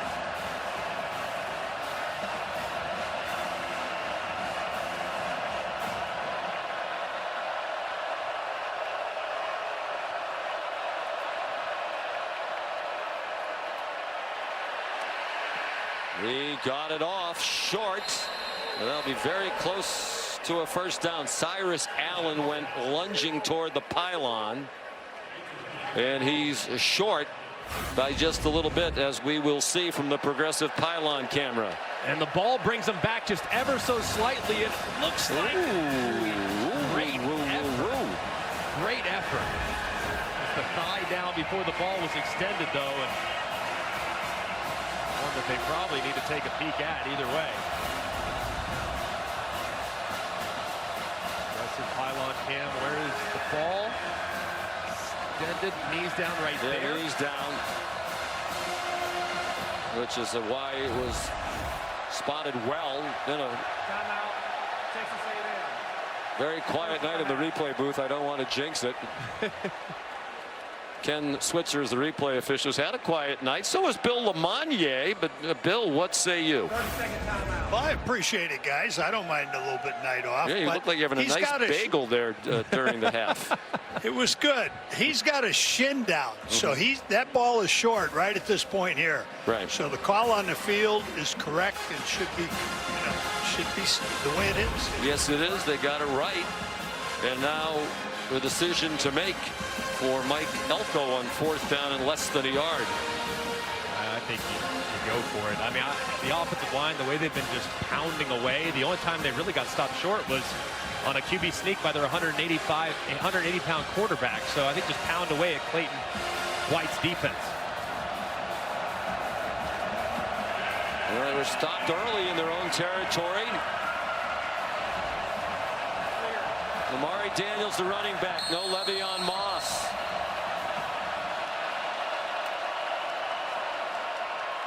Daniels chopped down. Did he lunge forward to get it? Debo Williams came flying up. Looks like they're going to mark it short, and comfortably so by about a foot.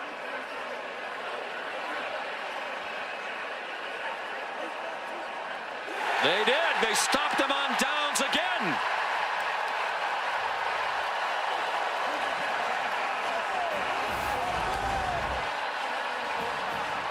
And what a play by the linebacker Debo Williams. He sees it immediately, but look, he goes low. And you can stop the running back's momentum if you go low and you take his legs out for under. If you meet him in the hole, he has a chance to get momentum and push you forward. But the low man wins there, and a massive stop by the outstanding 5th-year senior linebacker. Their leading tackler last year was first-team All-SEC.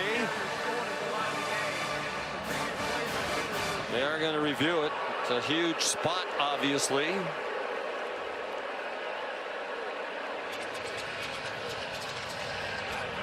Man, that is so hard to meet the running back in the hole like that, too. I mean, he timed it perfectly, and the execution to go low and take him out was an incredible I think some of us old-timers just don't like that short yardage formation. You know, when you need a foot and the quarterback's in the gun and the running back's way off the line of scrimmage like that.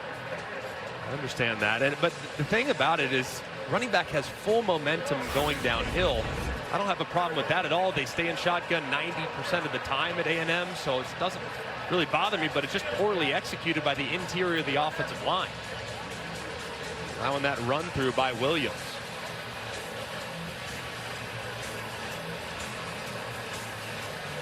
Well, from that, it looks like he wound up, at least his helmet did, beyond that yellow line, but where was the ball? The first 4th down miss was A&M on the South Carolina 34. They didn't get it, and South Carolina used the short field to score a touchdown. Again, no Le'Veon Moss in that short yardage situation. The ruling on the field stands. Yeah, it's very hard to overturn those spots. They marked it just across the 31-yard line.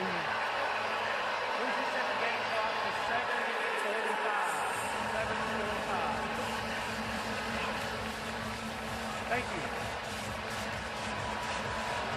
So Debo Williams, 5th-year senior. We talked about the veterans. Not highly recruited coming out of high school in Delaware. Matter of fact, he was going to the University of Delaware.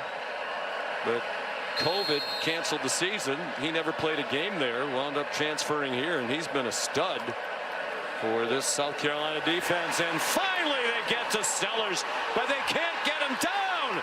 And he throws out of bounds.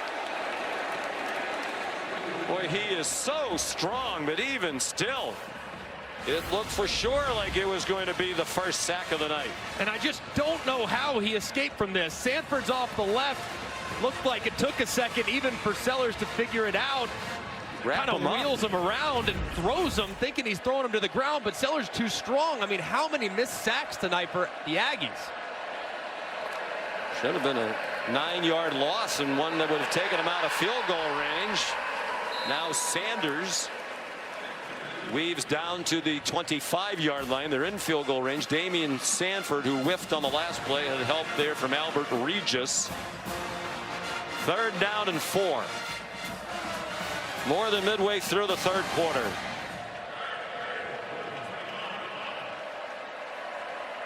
That's a stunning number.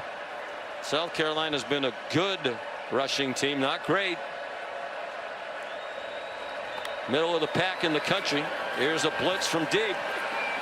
That ball to the end zone and over the head of Jared Brown with double coverage there for Texas A&M. Will Lee and Bryce Anderson. And I think you have to kick the field goal, don't you? Absolutely. Take a 2-score lead. Idea of taking the shot to Brown, but ball's in the air just way too long and allows Bryce Anderson to get up over the top. But that's a great job by Texas A&M's defense. You have sudden change, 4th down stop.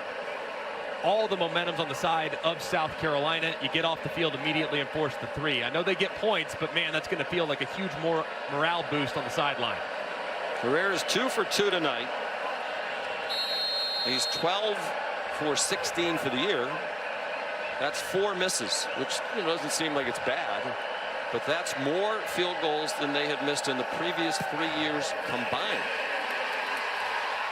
But he's 3 for 3 tonight, and it's a 2-score game. They still can't get glimpses to reach the SEC championship game. Currently 54%. They're the only undefeated team in conference play at 5-0. Obviously, the numbers get better with a win, go down with a loss. A loss tonight will drop them into a group of 5 one-loss teams, although we should point out that Tennessee's playing right now. And they were a 2-loss team in the conference. But it's interesting, and I think the reason why the numbers are just kind of 50-50, even though they're alone atop, is they do have a game with Texas to finish the year. They do, and a road trip at Auburn, which is a difficult place to go play, and we've seen many of championship dreams die on the field of Jordan-Hare. So I think when you look at this game, coupled with the road trip to Auburn right before the Texas game, it's still a very challenging November for the Aggies. On 1st down, Marcel Reed throws low. Don't forget to go to ESPN.com/All-State Playoff Predictor to check out your team's chances to make the college football playoff. Tennessee is a 1-loss team in the league, along with LSU, Texas, and Georgia. 6-yard gain on that play to Ja'Day Walker. Interesting talking with Mike Elko last night. He said he thinks Georgia is the best team in the SEC. They certainly have looked like it at times, but not in the first half today. They definitely looked like it in the win at Texas. Amari Daniels comes up a yard short of the 1st down. So down 2 scores again.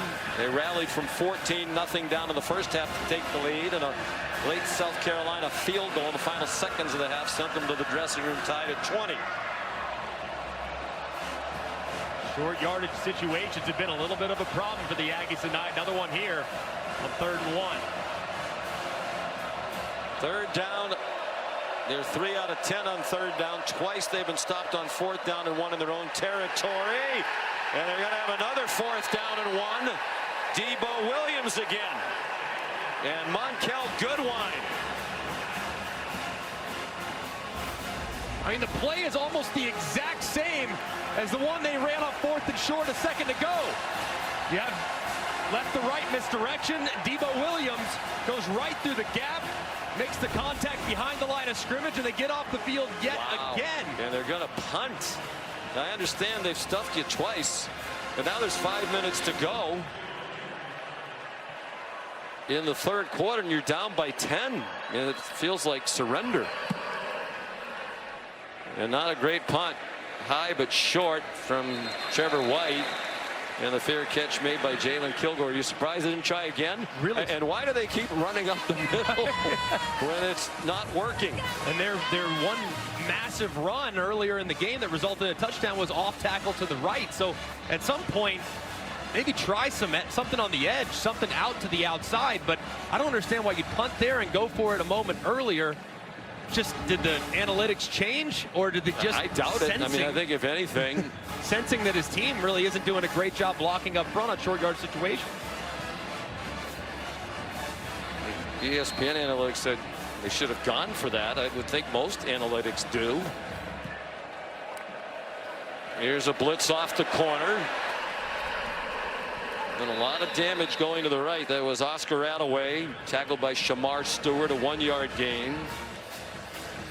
They do lead the country in Shamars, particularly among the defensive line. Stewart and Turner. Gets confusing when you're meeting with the coaches and they talk about Shamar, and you always have to ask which one. Right, and they both wear single digits. One wears number 5, one wears number 4, and they both can wreck the game for the offense. And credit to this offensive line, although they've been helped a lot by Sellers' ability to escape. But this was an offensive line that had given up 32 sacks entering tonight, second most in the country, fewer than only Oklahoma. And they'd been sacked on 13.5% of their dropbacks for the year, which was most in the country. They don't even throw it that much, and they still had 32 sacks. But no sacks for either defense tonight, in large part because Sellers has escaped over and over again.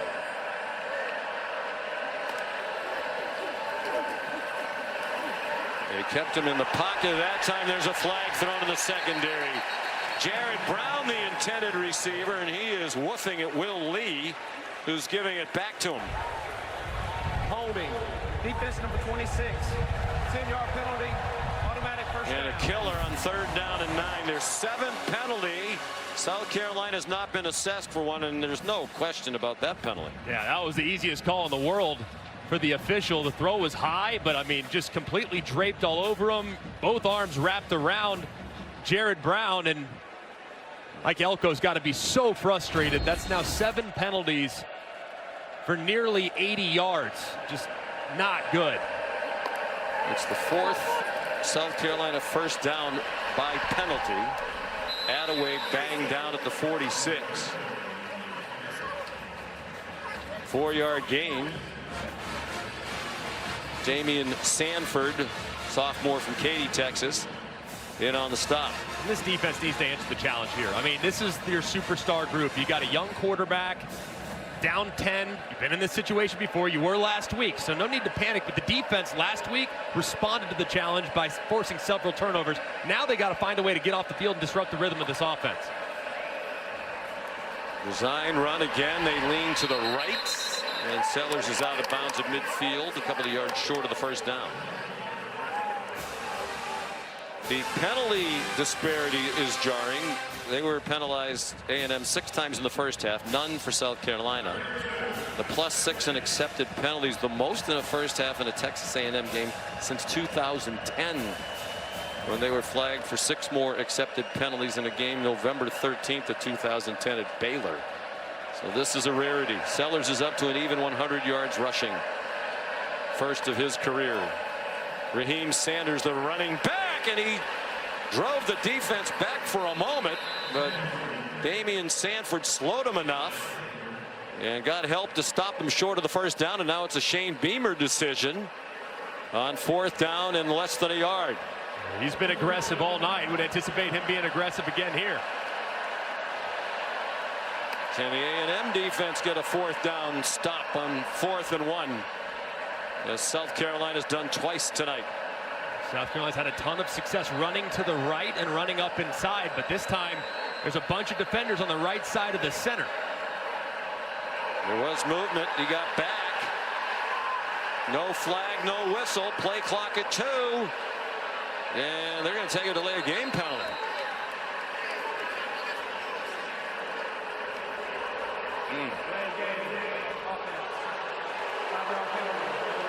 Crowd's booing. It's the first South Carolina penalty of the night. And he wanted an offside call against A&M. Yeah, number 5, Shamar Turner. Watch him jump here into the neutral zone. I mean, right there, you can either snap the ball, and it looked like the right guard Simpkins tried to reach out and kind of stop him, but they've kind of adjusted that rule a little bit to where it's not an automatic offsides if he can get back in time. And I'm not sure the offensive lineman actually made contact. It is reminiscent. We can bring Bill in on this if he wants to. Matt Austin talked about that.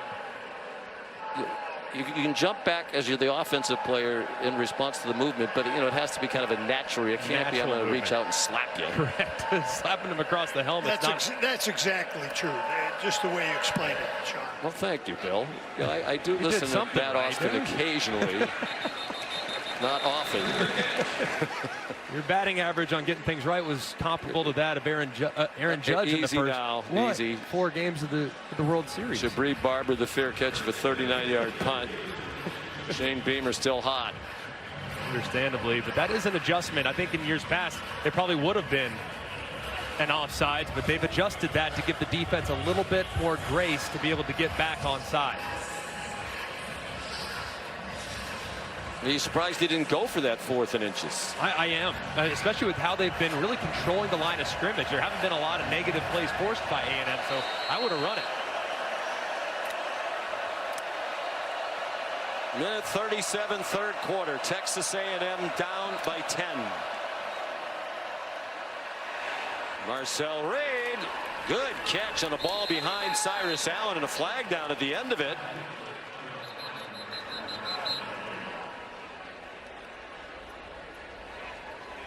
Thirteen-yard completion to Allen, a transfer from Louisiana Tech. Personal foul, face mask, number 20 defense. 15-yard penalty from the end of the run, automatic first down. Judge Collier.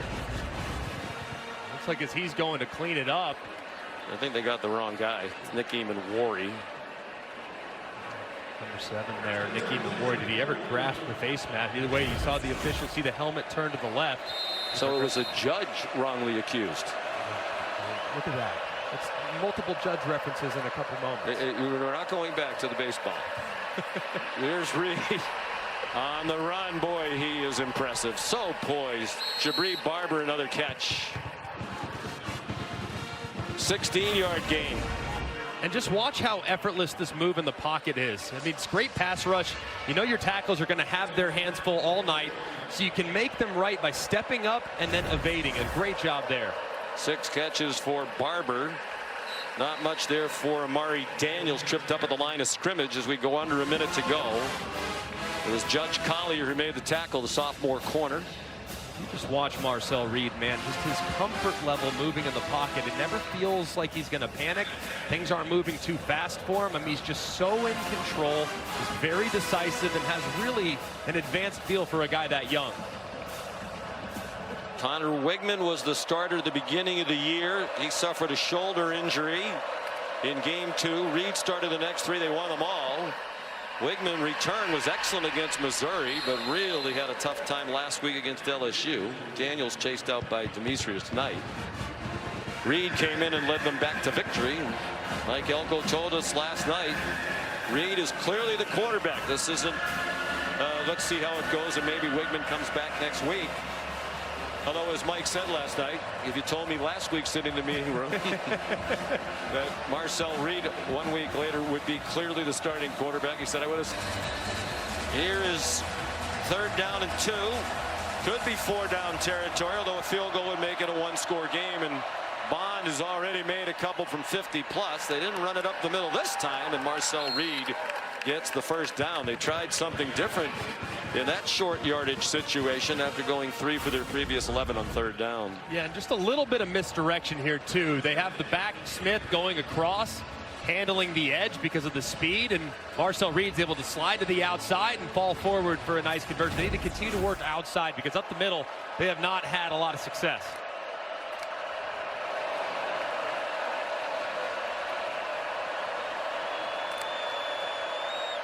After the 7-yard gain against an awkward little connection there, and it's an interception.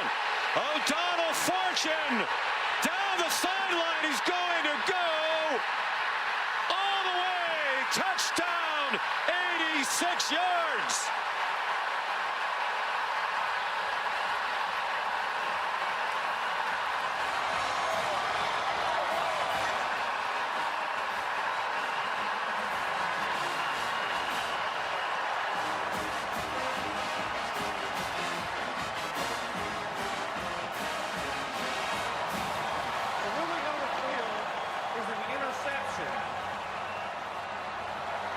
intercepting player stepping out of bounds at the 16-yard line. First down, South Carolina. And that's at his own 16-yard line. So instead of an 86-yard return for a touchdown, it's a 2-yard return. And it does look like his left foot is on the boundary there. Yeah, it does. I mean, the officials are all over it. And while deflating, let's take a look right here. The left foot. It looks like he is out right there. Well, just a little bit. It's close. Very close. Very, very close. That one was close too. The second step. They had 2 defensive touchdowns last week. Fumble return, scoop and score by Tonka Hemingway, and an interception return by Nick Eamon-Warry. They almost had another one there. And again, some problems on the exchanges for Reed. That is their first turnover of the night. And the first turnover that Marcel Reed has been involved in this year. He hadn't lost a fumble, and he had not thrown an interception. Sellers throws it deep, double coverage, and incomplete. Looking for Nick Harbor. He's 6'5", 235, and an All-American track athlete.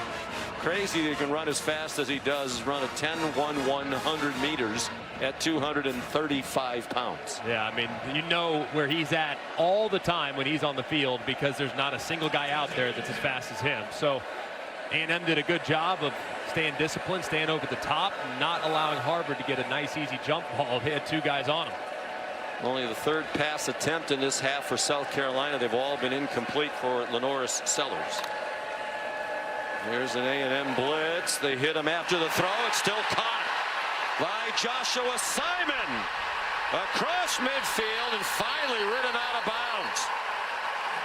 Trey Jones III made the tackle, but it wasn't easy. And this is a great job by Lenoris Sellers anticipating this throw. And how about Simon batting it up to himself, reeling it in with lots of room out in front. That ball was thrown pretty high. That ball was thrown pretty hard.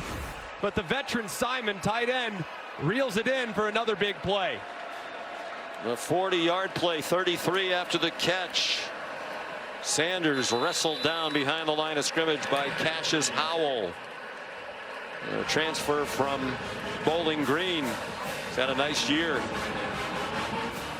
1-yard loss. South Carolina up by 10 with the ball. 4th quarter, will not be in a big hurry to snap the ball, you would think.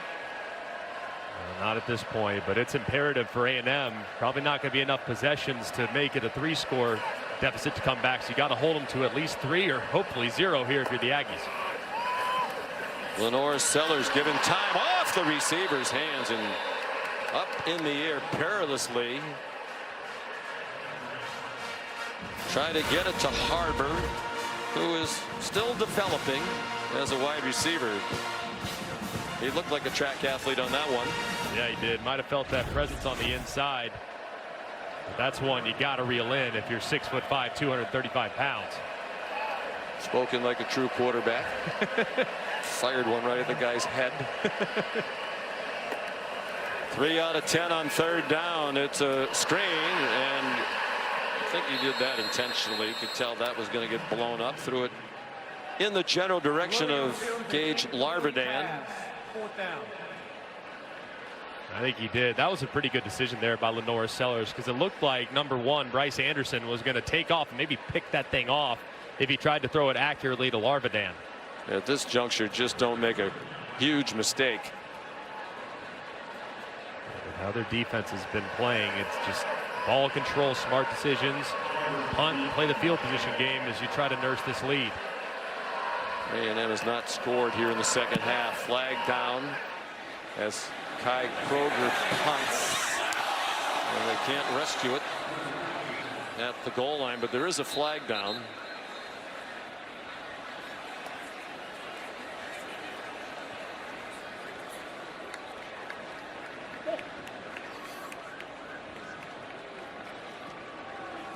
I would think Mike Elko would turn that down. Why give Kroger another chance? to put it in the coffin corner. Illegal formation, kicking team, more than 4 players in the backfield. That penalty will be enforced from the 20-yard line. That makes sense. Take it on the end of the play, and they'll start at the 25. Carolina, more than 77,000 on hand watching the Gamecocks host Texas A&M, the only remaining undefeated team in conference play in the Southeastern Conference. Mike Elko's squad 5-0 in league play, but down by 10 with 12:44 to go. Aggies start from their own 25, and that ball is way out of bounds, intended for Noah Thomas. Here's Molly. Yeah, South Carolina edge Dylan Stewart was very vocal on the sideline, telling his D linemen they can't block us. They have nothing going up the middle, so we need to be ready for them to keep going outside, but they cannot block us. He wants them to lock up the edges and take away A&M's confidence once and for all, guys. I think the most stunning thing in this entire game is no sacks on either team. Marcel Reed gets 4. Kyle Kennard made the tackle. An overflow crowd here tonight, 80,298. Almost 3,000 more than capacity. Critical 3rd and 6 here for Colin Klein, the offensive coordinator. If I'm him, I'm doing whatever I have to do to find a matchup for Jabri Barber. He's here in the slot. That's the guy I'm going after. He's the most reliable slot receiver with great quickness. 12 minutes to go. Marcel Reed got rid of it. Was he down? He managed to throw it forward. Looked like his knee might have been down. Either way, it's going to be 4th down, and they're going to punt. TJ Sanders got to Reed. And how about this rush by TJ Sanders, just right between the left guard Shanahan, who's in starting tonight for the injured Chase Basantis, and Bayou, the center. He just splits them, drops Reed, and he does get rid of it before that knee hits the ground. But a great rush there by a very underrated tackle. And Clayton White was quick to point that out yesterday. He said, you know, one of the reasons Stewart and Kennard came into this game with the sack numbers, the tackle for loss numbers, those guys in the middle are terrific.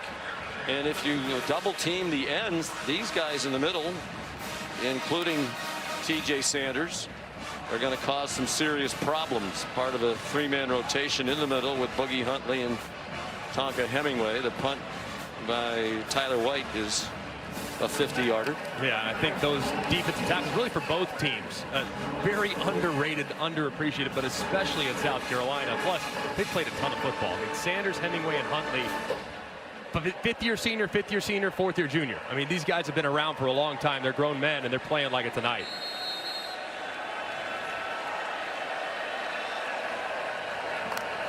They'll look to kill some clock. Raheem Sanders, no gain. Scooby Williams made the tackle. Transfer from Florida. He played last year for Jay Bateman, who's the inside linebacker coach there, now the defensive coordinator for Mike Elko. You need to be in a hurry if you're Lenora Sellers, and if you're Jay Bateman, the defensive coordinator. Probably don't want to get too aggressive. I mean, you've gotten a little aggressive at times, and some big runs have occurred. So kind of keep it in front of you defensively and hope that defensive line will hold up. Now there's an injured Carolina offensive lineman, Torricelli Simpkins, the right guard.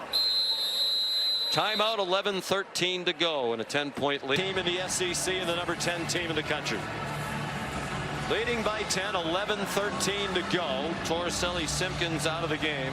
Trovon Baugh is in at right guard. South Carolina's had the same 5 offensive linemen start every game this season. They've had one of their best nights tonight, helped by the elusiveness of Lenora Sellers. And he sidesteps the rush again and dumps it off for Raheem Sanders. And that's a nightmare if you're the Aggies. It looked like it was going to be a sack. Albert Regis didn't get him, and it took Torian York to bring him down after a 5-yard gain. And it's just amazing. I mean, time and time again, Regis this time sidestepped, by Lenora Sellers. And how about Rocket Sanders? I mean, does he look different tonight or what? Just refusing to go down, showing some shiftiness that we haven't seen in a couple weeks. But that was a great play to make it 3rd and manageable. Big 3rd down. They pick it up. Fresh set of downs. They kill a lot more clock. Sellers again gets away and completes it. Rocket Sanders flying down the sideline and pulled down inside the 40 by Solomon DeShields. That's the story of the night. Sellers escaping again and again. Well, it's because number 0, Scooby Williams, is so worried about Lenora Sellers' legs. He's in spy. They just lose track of Rocket Sanders. He's working against DeShields, but DeShields kind of loses him as he gets out of the backfield. Sellers keeps his eyes downfield and delivers another strike for a big conversion. 129 yards rushing and 92 receiving for Sanders after that 36-yard play that keeps the clock running. Now under 9.5 to go. Oscar Attaway dropped for a loss of 1 back to the 40. It's amazing. I mean, I've been calling Rocket Sanders games for feels like forever. I mean, I've watched this kid, I feel like, grow up, dating back to his time at Arkansas. Just, he hasn't been the same guy the last couple of years, but my goodness, man, tonight, that's the Rocket Sanders that we know and recognize as SEC football fans. Just a tremendous performance. One of the best in the country 2 years ago. Last year, a lot of injuries. Sellers again got it off, and Attaway can't catch it. An incomplete pass that stops the clock for the Aggies. 2 years ago, Rocket Sanders at Arkansas had a huge year, rushed for more than 1,400 yards, and was first team all-conference. That is about 300 yards more than South Carolina rushed for all of last season. That doesn't put things in perspective or what? They're clearly making running the ball a priority, and Sanders is turning back the clock. Man, it's great to see. He ran for 1443 for the Hogs 2 years ago. The Gamecocks last year rushed for 1,021. Sellers too high, and another clock stopper. Gage Larvidan, the transfer from Miami, Ohio, where he was their leading receiver last year, couldn't take that in. It's got to be frustrating for Dow Loggins, the offensive coordinator, and Shane Beamer. You call 2 pretty high percentage passes. You call a screen, and then you call a little underneath route that's 3 or 4 yards downfield. Both wind up incomplete, and that costs you 80 seconds worth of clock potentially. There's Kai Kroger to punt. His 4th. Oh, it's muffed, but Jabri Barber got back on it.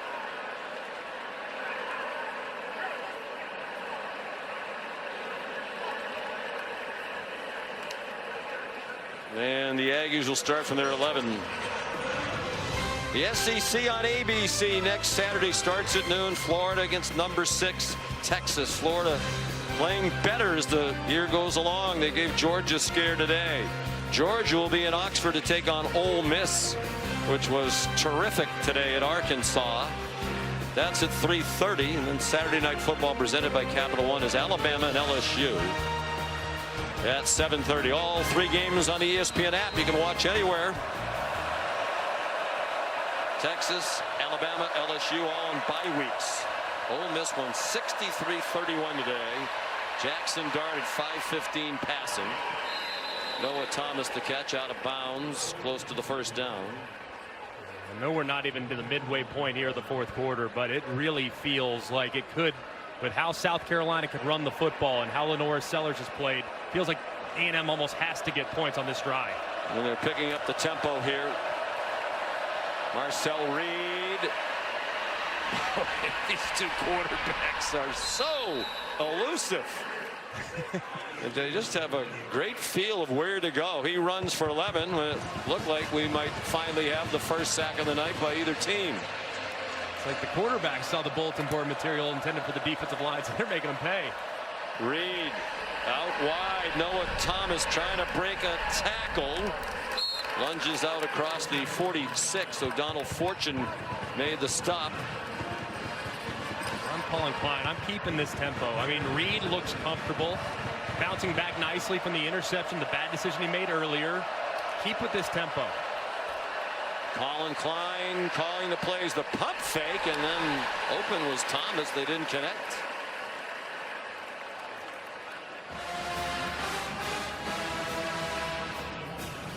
Colin Klein and Mike Elko had no relationship at all.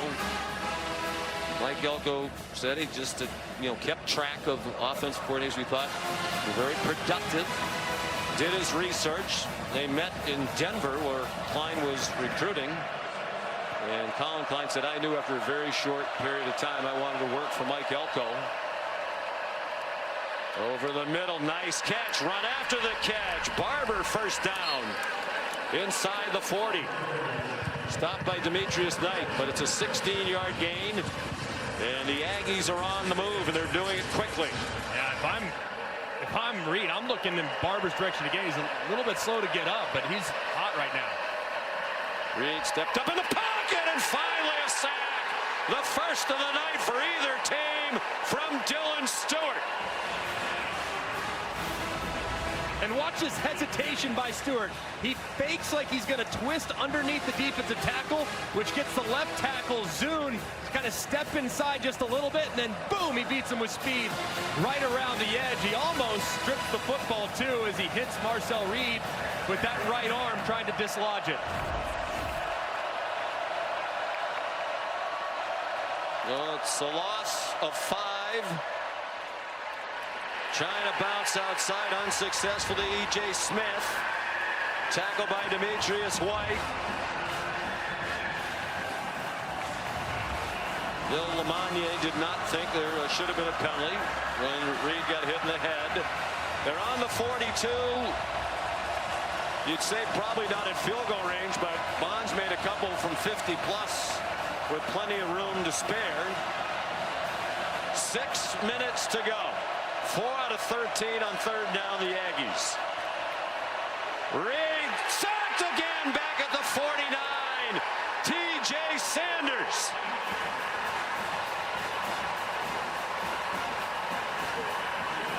And Mike Elko looks like he's sending the punt team on. They do have to get 21 yards for a first down now. And how about the rush by T.J. Sanders? Consecutive drives now where he's just completely killed it. This time working against number 75, Cam Dewberry. Remember, A&M's without their starting left guard, Chase Basantis, tonight. Shanahan started, struggled, put Dewberry in, and he makes a big play. So they're going to punt as we approach 5 minutes to go. Tyler White and a fair catch by Kilgore. Well, 2 weeks ago in Oklahoma. And Kevin, they just put that score, and it's still up on the big screen here to our left, and the fans cheered. They like it whenever Clemson loses. Huge in-state rivalry, obviously. Joshua Simon on first down got blasted after he reached the 35 for a 20-yard pickup. You know, Nick Saban made the point on game day this morning about Clemson. You know, they've won every game since they lost to Georgia, but I think every team they played had a losing record, or has a losing record. So 500 or worse. Virginia's their best win. They're 4-4 entering today. So, yeah, maybe a little smoke and mirrors involving Clemson. It's going to be a battle in a couple weeks, that's for sure. This South Carolina team, man, looks like their best football's approaching very quickly. If they win tonight, they'll match their win total of all of last year when they finished 5-7. What a run by Sanders. Tough run for 9. Aggies desperately need a stop. They can't get it. 138 now for Sanders on 17 carries, including a 52-yard touchdown run. Let's turn back the clock for the star running back, Rocket Sanders. How about this run right here? Downhill, but watch this bounce to the outside. And a great job breaking a tackle and taking off for more yards after contact. And then he gets a really favorable look. And guess what? It's nice when the safety picks the wrong hole. He's out the gate, but you see the speed that he became known for so many years here in the SEC. But he's not just doing it on the ground. He's also doing it through the air. Third down, critical third down situation. He breaks free, gets friendly for his quarterback, makes the catch, turns upfield for yet another big gain. So Rocket Sanders just do-it-all performance today. 138 on the ground, 92 through the air, and just constantly putting tons of pressure on this Aggie defense. A lot of these students have made their way down close to the field. They are anticipating a field storming here. They haven't had a win over a ranked opponent since 2022. Just memorably that year, they finished strong at the end of the regular season. They beat Tennessee and Clemson in back-to-back weeks. Tennessee came here number 5 and rolling, and South Carolina handled them. They're still filing down toward the field. Raheem Sanders, the ball carrier on the last play. 4 minutes to go. This feels like years in the making. The frustrations of this season, LSU game, really giving it away, making so many critical mistakes against Alabama that led to them coming up just a couple points short. This one feels like they've exercised a lot of demons for Shane Beamer. A&M completely selling out on the run, as you would expect. Albert Regis first there for the Aggie defense. Loss of 2. Timeout, Texas A&M. Final second half, 30-second timeout. Well, against LSU, Shane Beamer's team got off to a 17-0 lead. Lenoris Sellers got hurt. They were down by 3 late. Alex Herrera missed a 49-yard field goal at the end of regulation. At Alabama, down by 2. They couldn't get the 2-point conversion. They recovered the onside kick, but then an interception effectively ended the game. And when we talk to Shane Beamer, you know, those things sting and they don't go away. Yeah. You know, he's sitting there thinking we could so easily be in the position that Texas A&M is in.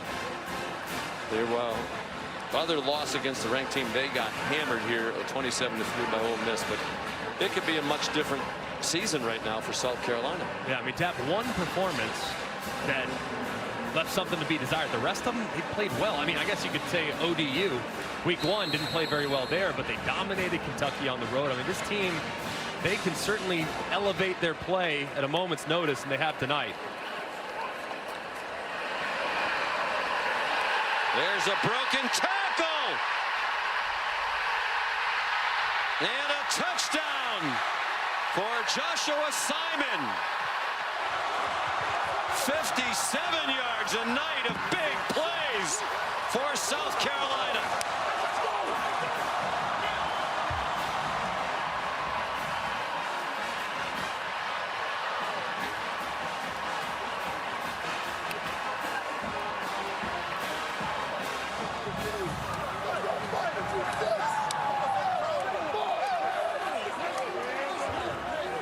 Catches 132 yards for the tight end Simon, and now 2 touchdowns.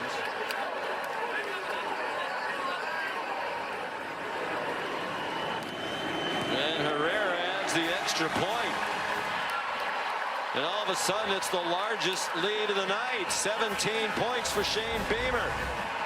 And full sellout by A&M against the run. So they just sneaked Simon right out into the flat. They fall for it. Simon breaks the tackle of Will Lee, and he's off to the races. Makes another guy miss. And Willie Bryce has come alive here as the great tight end makes another big play, and South Carolina on the verge, delivering Shane Beamer a signature win here in 2024.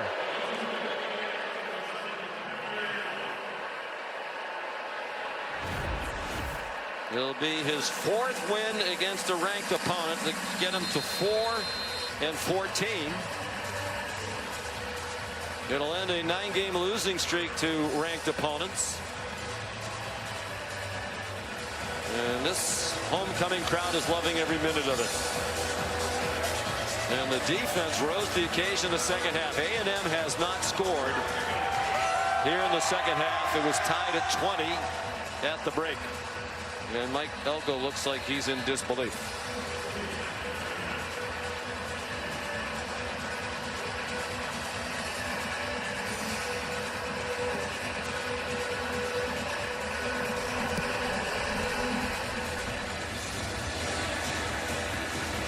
Greg, how about this number? As the fair catch is made. Excuse me while I look at the chart. Carolina came into tonight with 53 explosive plays for the year. Now that is rushes of 10 or more yards and passes of 20 plus. They've had 6 passes of 20 plus tonight and 8 rushes of 10 or more. It's unbelievable to see 517 yards of offense against a defense that is this good, that is really built to stop what you do offensively, stop the run, own the line of scrimmage. It's just a remarkable effort by South Carolina. And now Reed stripped to the ball, and South Carolina has it. Kyle Kennard has the ball.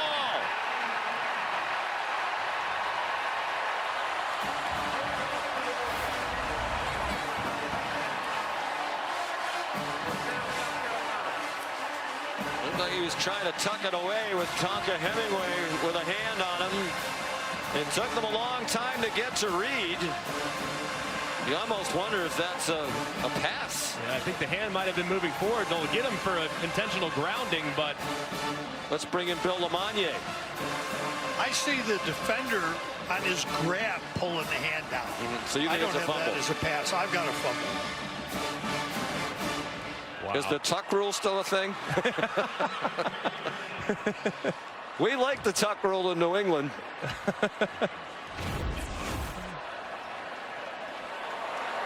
The ruling on the field is under further review. Well, they're going to take a look at it in the booth. How'd you evaluate Marcel Reed tonight? He's had some really good moments, and he's had moments in which he played a little bit like a freshman. The interception was a backbreaker when he just wasn't on the same page with his wide receiver, had a bad decision, really only a handful of bad decisions made by him, but they had moments where they couldn't execute simple handoffs. They put the ball on the deck. So he's going to have some growing pains. He's got a very bright future, but there have been really highs and there have been really low lows tonight, and that's emblematic of freshman football.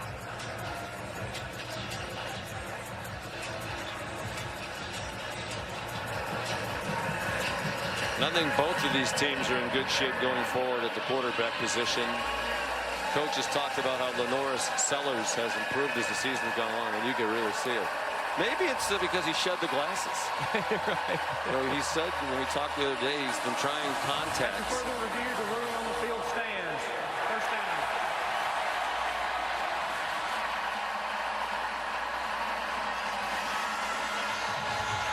South Carolina led in this one 14-0. A&M went on a 20-3 run, and it's been 20-0 since for South Carolina. They've outscored the Aggies 17-0 here. In the second half, they kicked the last-second field goal in the first half. 2 turnovers for Texas A&M. Both coaches, when we asked them the keys to the game during the week, first thing each of them said was turnovers.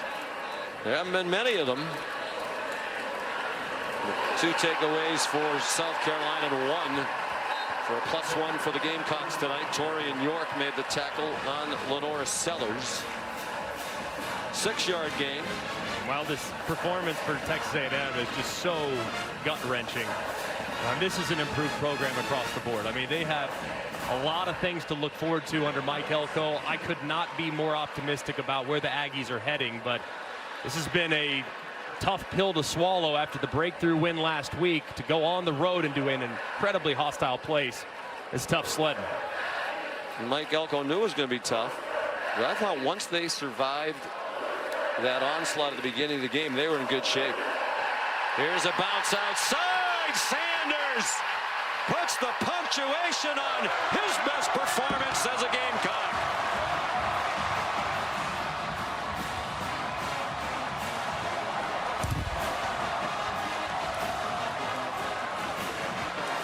That is his South Carolina high, 144 yards rushing, and he's now scored twice. This one from 7 yards out. And just a great job bouncing to the outside yet again. It's been time and time again. Secondary players, linebackers, before A&M have kind of gotten caught inside, and Sanders with the bum ankle for several weeks, he couldn't get to the edge. Now he can, and he pays it off again. What a terrific performance from the veteran running back.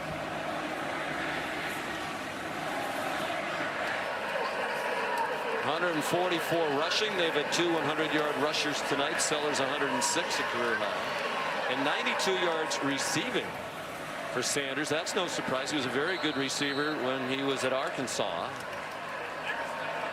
5 catches for him tonight. By far the most points A&M's given up. The previous high was 24 in a win at Mississippi State 2 weeks ago.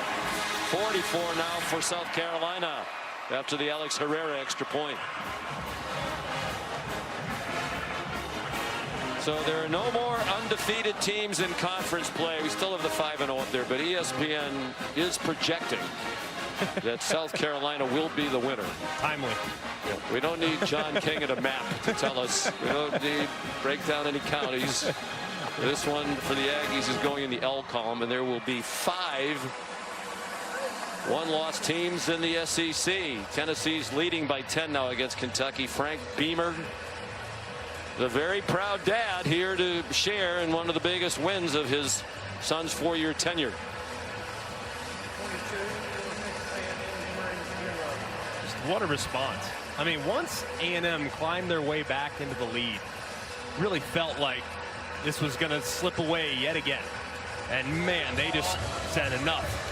Flipped it on its head, secured momentum, and haven't looked back. So Steve Fink does a great job running the sports information department here at South Carolina.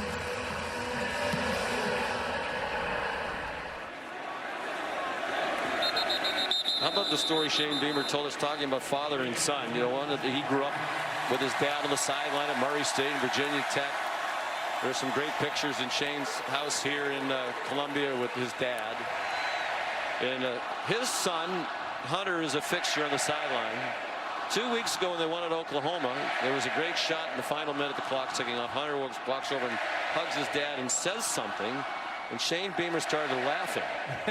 And what Hunter Brown said, hey, a couple of the players said they'd like you in the locker room to say, see you on Monday. There's Hunter. Usually they come in on Sunday, you know, for meetings, and Shane Beamer followed Hunter's advice, walked in, said, see you on Monday. Yeah. Of course, it was a little easier to give him a day off because they were heading into a bye week anyway. But there's a lot of flashbacks for Shane and Frank when they see Hunter on that sideline.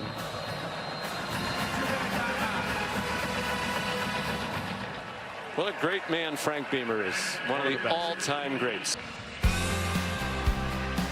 47-year-old Shane Beamer in his 4th year here at South Carolina, celebrating one of the biggest wins of his tenure with his son Hunter and his wife Emily, the parents of 3. They have 2 daughters. This one feels like one that might change the trajectory and the momentum of this program after some excruciating losses earlier this year, and an important year. You know, he won 8 games in his 2nd year, had those wins against Tennessee and Clemson to finish. Everybody thought, wow, this is an upward trajectory. And then last year, a very disappointing 5-7. But it does feel like they're trending in the right direction. I mean, I completely agree with you. And they're not a team that you want to face down the stretch. I mean, if you're Missouri, if you're Clemson, this team is going to be a massive problem because Lenora Sellers is improving. They're getting healthier at certain spots, and I think there's a lot to be excited about if you're a Gamecock fan.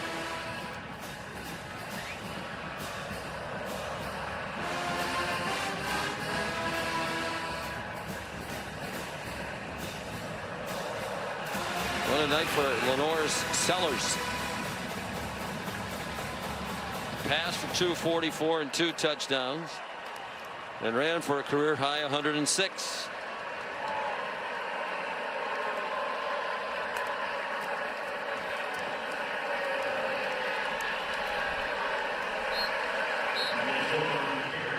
Well, earlier we talked about the All-State playoff predictor of the night toward the SEC championship game. And here's what happens to A&M's chances to make the 12-team college football playoff. With this loss, they go from 46% coming in to just 22%. And they're going to have to win that game against Texas at the end of the year. That's it. I mean, it comes down to they got to win out now. I mean, they have no margin for error, and they got to look pretty impressive, and they might need a little help along the way from some other teams as well. E.J. Smith driven back, and they're not going to snap it again. Mike Elko starting across the field to congratulate Shane Beamer.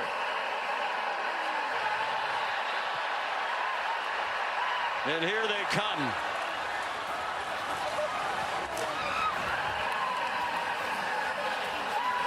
From everywhere.